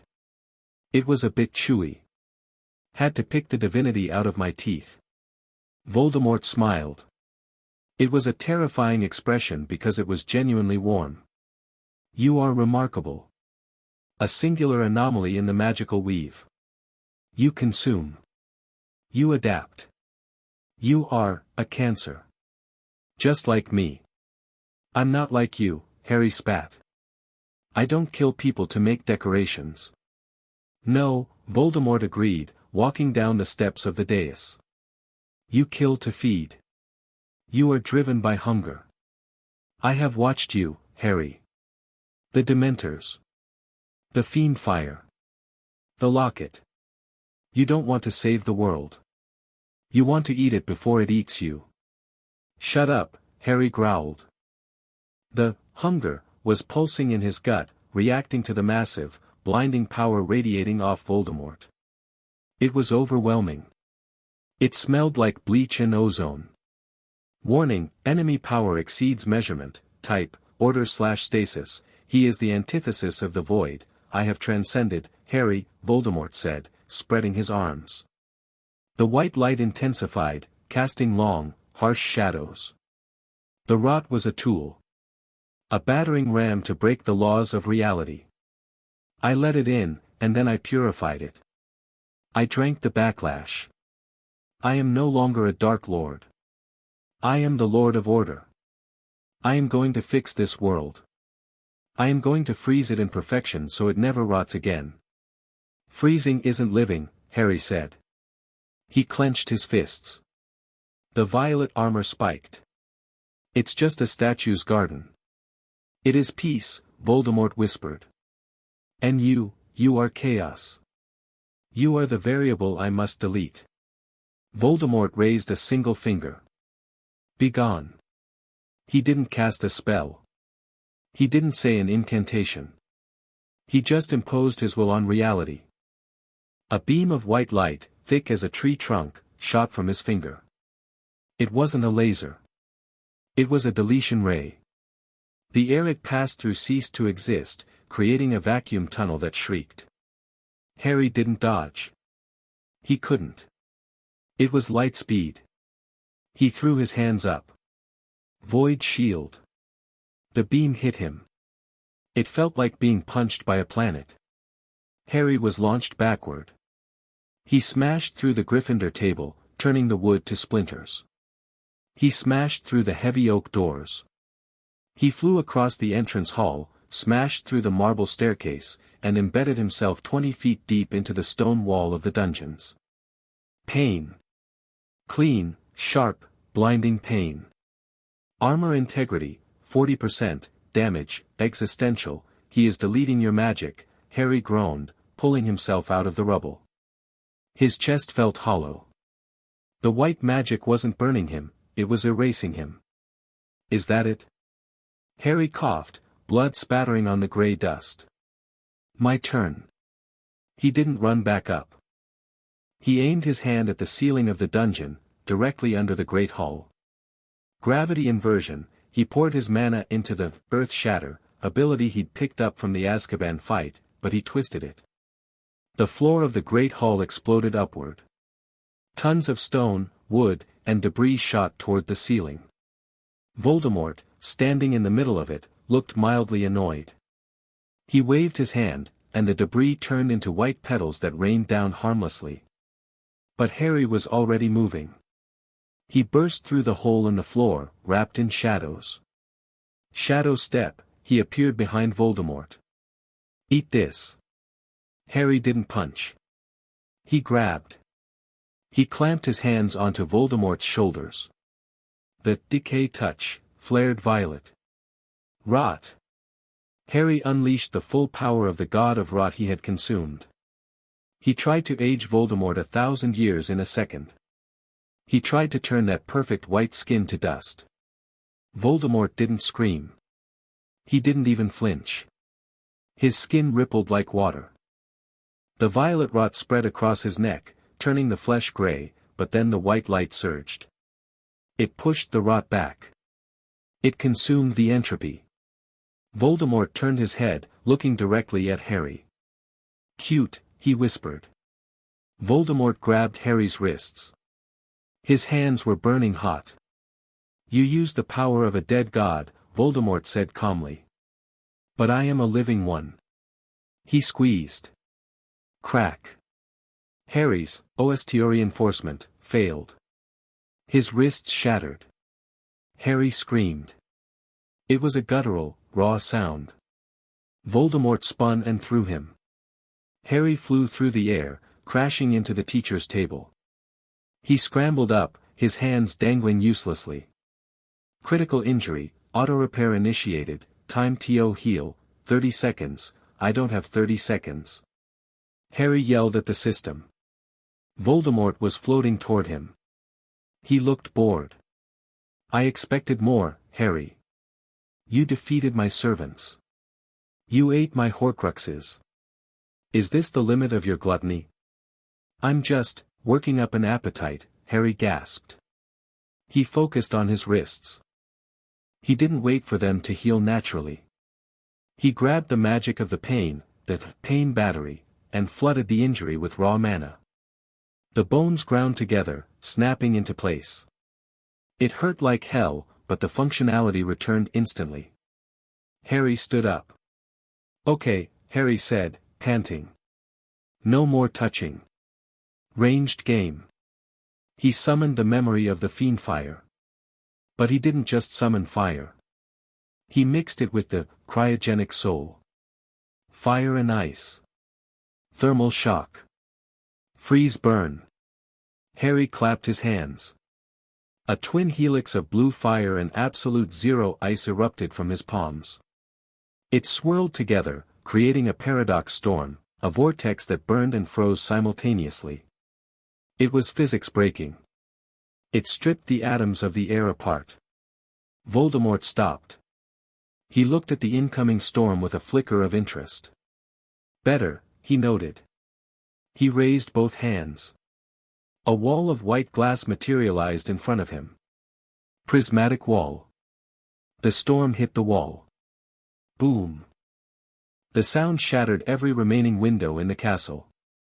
The shockwave blew the roof off the Ravenclaw Tower. The paradox storm chewed at the white glass. It hissed, popped, and screamed. Harry poured everything he had into it. Mana dump, 80%. Break. Harry roared. The glass cracked. Voldemort frowned. How irritating. The glass shattered. The storm rushed in. Voldemort vanished. He reappeared instantly in front of Harry, stepping through the storm like it was a light breeze. His robes were slightly singed, but he was unharmed. He punched Harry in the stomach. It wasn't a magic punch. It was a fist reinforced with the weight of a collapsing star.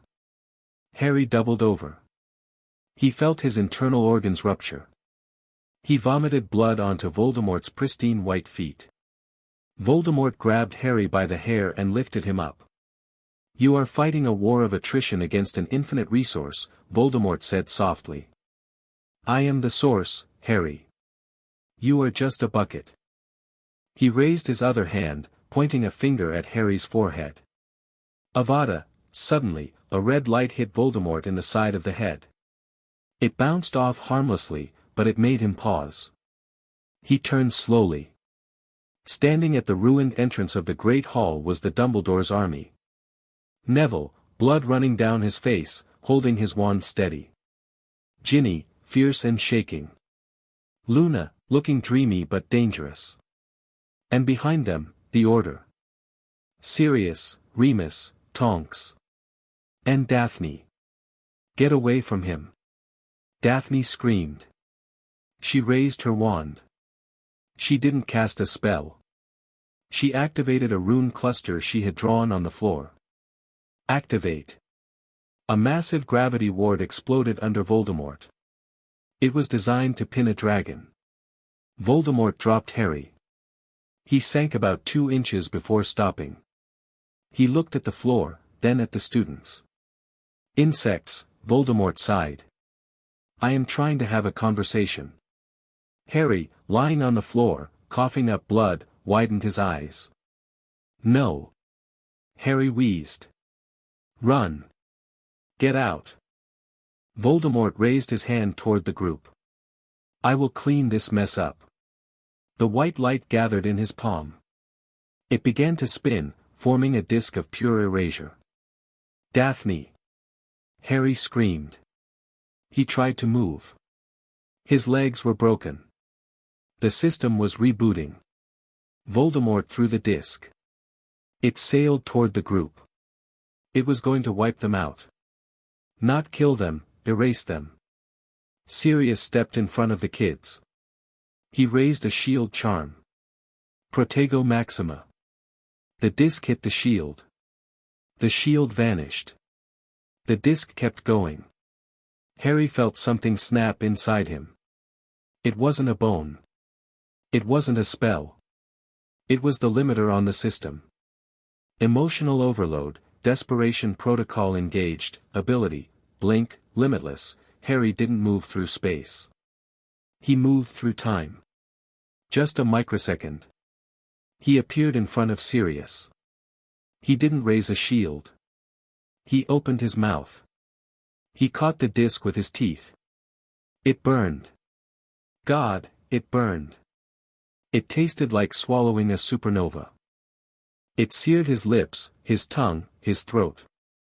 It tried to erase his head. Harry bit down. Consume. He forced the white magic down his throat.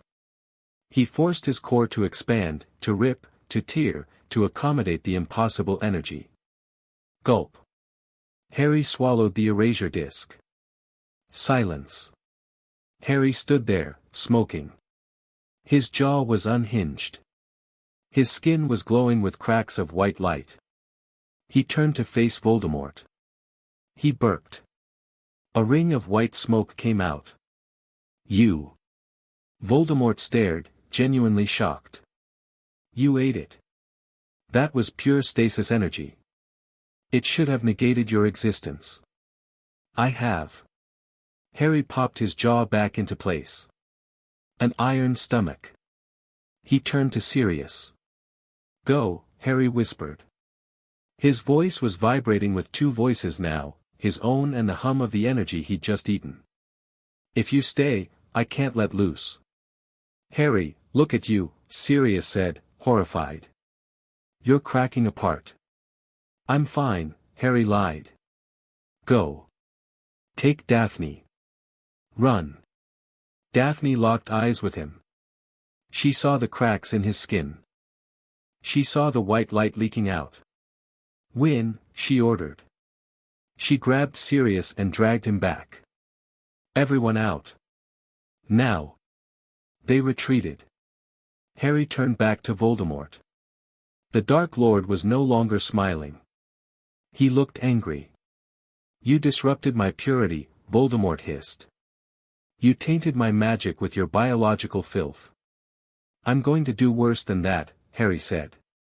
System alert, mana capacity, 200%, warning, vessel unstable, recommendation, discharge immediately, discharge. Harry grinned. No. We're going higher. Harry launched himself at Voldemort. This time, when they clashed, the shockwave leveled the rest of the Great Hall. They fought like gods in the ruins of the castle. Voldemort summoned swords of light. Harry caught them and shattered them with fists made of black ice. Voldemort turned the floor into quicksand. Harry froze the sand and kicked it into Voldemort's face. They smashed through the ceiling and took the fight into the sky. High above the clouds, the battle raged. Green and white light clashed, creating thunderstorms that shook Scotland. Harry was losing. He knew it. The system knew it. Every hit he took damaged him permanently. The white magic didn't heal right. It left scars that felt numb. Voldemort was infinite. He was drawing power from the hole in reality he had created. Harry punched Voldemort in the face, breaking his nose again. Voldemort responded by blasting Harry with a beam of kinetic force that sent him crashing down onto the astronomy tower. Harry hit the stone hard. He rolled, gasping. He lay there, looking up at the sky. Voldemort descended slowly, like a terrible angel. Life support, critical, mana, 15%, options, none, it is over, Harry, Voldemort said, landing softly on the parapet. You fought well. Better than any wizard in history. But you are mortal. I am not. Harry laughed. It was a wet, wheezing sound. You're right, Harry said. He struggled to sit up. I can't beat you with power. You have too much of it. Then surrender, Voldemort said. Let me erase you painlessly. I will keep your friends alive. As pets. In my new world. Pets, Harry muttered. Right. He looked at the system interface. It was flickering, glitching. System error, hunger level, critical, starvation imminent. Harry realized something. He had been using the system to fight. To cast spells. To buff his stats. But the system wasn't a fighting style. It was a digestive tract. I'm not supposed to fight him, Harry realized. I'm supposed to eat him. But he couldn't eat Voldemort. He was too big. Too powerful. It was like trying to eat a mountain. Unless he ate the thing that made Voldemort powerful. Harry looked at the white aura surrounding the Dark Lord. It was fed by a thin, almost invisible umbilical cord of magic that stretched up into the sky, into the breach. The connection, Harry whispered. Any last words? Voldemort raised his wand. The tip glowed with a light so bright it hurt to look at. The true killing curse. Not Avada Kedavra. This was the spell that ended souls. Yeah, Harry said. He stood up. He swayed, bleeding, broken, but standing. Does it come with fries? Voldemort sneered. Avada Kedavra Maxima. The beam of white death fired. Harry didn't dodge. He didn't block. He sprinted forward. He ran directly into the beam. What? Voldemort screamed. Harry's skin began to disintegrate. His flesh burned away. But he kept running. He was a skeleton wrapped in violet fire and sheer willpower. System, do not do this, system, you will die, system, stop, override. Harry screamed mentally. Open the gates. Open the void. Eat everything. Harry reached Voldemort. The beam was tearing him apart, but Harry lunged. He didn't hug Voldemort. He phased through him. Harry stepped into Voldemort's body. He merged their magical cores. For a second, they were one being. A chaotic mess of green and white. Harry found the connection. The umbilical cord to the divine breach. He latched onto it with his soul. Target locked, divine source, initiating siphon. Harry didn't sip. He didn't drink. He inhaled. He turned his own soul into a vacuum. Voldemort screamed. It wasn't a dignified scream.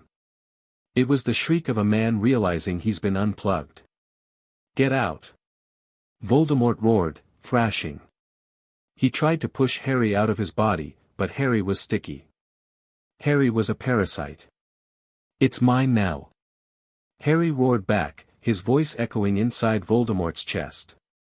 The white light stopped flowing into Voldemort. It started flowing into Harry. And Harry. Harry changed. The violet armor shattered.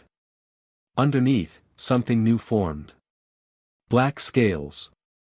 Not snake scales, dragon scales. Void scales. Wings of pure shadow erupted from his back, tearing through Voldemort's robes. Evolution triggered, class change, world eater, divinity stolen. Harry ripped himself out of Voldemort's body. He stood on the astronomy tower, towering over the Dark Lord. Harry was now 7 feet tall, wreathed in black lightning, his eyes 2 supernovas of green. Voldemort fell to his knees. The white glow faded. His skin went gray. He looked old. My power. Voldemort grasped at the air. Give it back. It's mine. I earned it. You stole it, Harry boomed. His voice shook the stones. And now I'm stealing it back. Harry reached out. The breach in the sky, the hole Voldemort had made, began to swirl. It turned into a funnel. It sucked into Harry. He ate the breach. He ate the divinity. He ate the war. Voldemort stared up at him, his red eyes wide with the one emotion he had spent his life running from. Fear. What are you? Voldemort whispered. Harry leaned down. The shadows curled around him like loyal dogs. I'm the curse, Harry said. He placed his hand on Voldemort's head. And you're the cure. Consume. Harry didn't take Voldemort's magic. He took his life. Voldemort withered. His skin turned to parchment. His bones turned to dust. In 3 seconds, the Dark Lord, the heir of Slytherin, the would-be god of order, crumbled into a pile of grey ash on the floor of the tower. A wind blew across the parapet. The ash scattered. Gone. Harry stood alone on the tower. The silence was deafening. The white light of the castle faded, replaced by the warm, orange glow of a setting sun that had finally broken through the clouds. Harry looked at his hands. They were trembling. The black scales were fading, receding back into his skin. The wings dissolved into smoke. He was just Harry again. But he felt heavy. He felt full. System notification, war status, victory, threats eliminated, all, current state, satiated. Harry stumbled. His legs gave out. He fell onto the cold stone, right where Dumbledore had died in another timeline. He rolled onto his back and looked at the sky. "It's over," he whispered. He closed his eyes. He expected to pass out. To sleep for a week. But he heard footsteps. Running footsteps. Harry. Daphne. She burst onto the roof, followed by Sirius and Neville. They stopped when they saw him lying there. They saw the pile of ash. "Is he?" Sirius asked, his voice cracking. "He's dust," Harry mumbled without opening his eyes. Daphne ran to him. She dropped to her knees, pulling his head into her lap. She checked his pulse. "He's alive," she sobbed. "Merlin, he's burning up, but he's alive." "I'm okay," Harry said, forcing his eyes open. They were green again. Just green. I ate too much. Need a nap." Sirius fell to his knees beside them, laughing and crying at the same time. He ruffled Harry's hair, messing up the sweat and blood. "You did it, pup. You actually did it." Harry looked at Daphne. She looked beautiful, even covered in dust and grime. "Did we win?" Harry asked. "Yeah," Daphne smiled, tears streaking her face.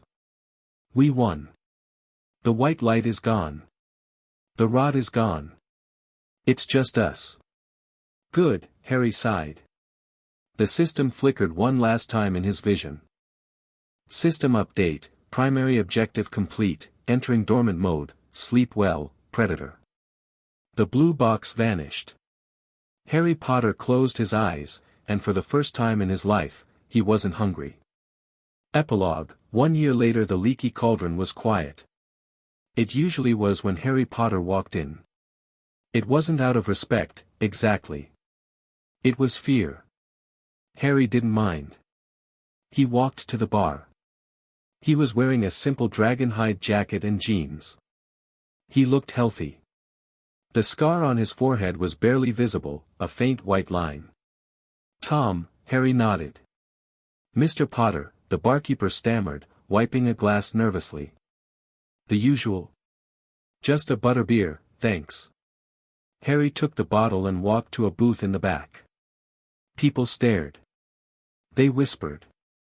They told stories about the day the sky turned purple, and the boy who ate a god. Some said he was the next Dark Lord. Some said he was a saint. Harry didn't care. A woman slid into the booth opposite him. She was wearing emerald green robes, her blonde hair perfectly styled. She looked sharp, dangerous, and expensive. "You're late," Daphne Greengrass said. "Had a meeting with Kingsley," Harry said, taking a sip. "He wants me to head the new Department of Supernatural Threats." "Did you say yes?" "I told him I'm retired." Daphne raised an eyebrow. "Retired at 16. "I've had a busy life," Harry shrugged. "Besides, I have other projects." "Oh."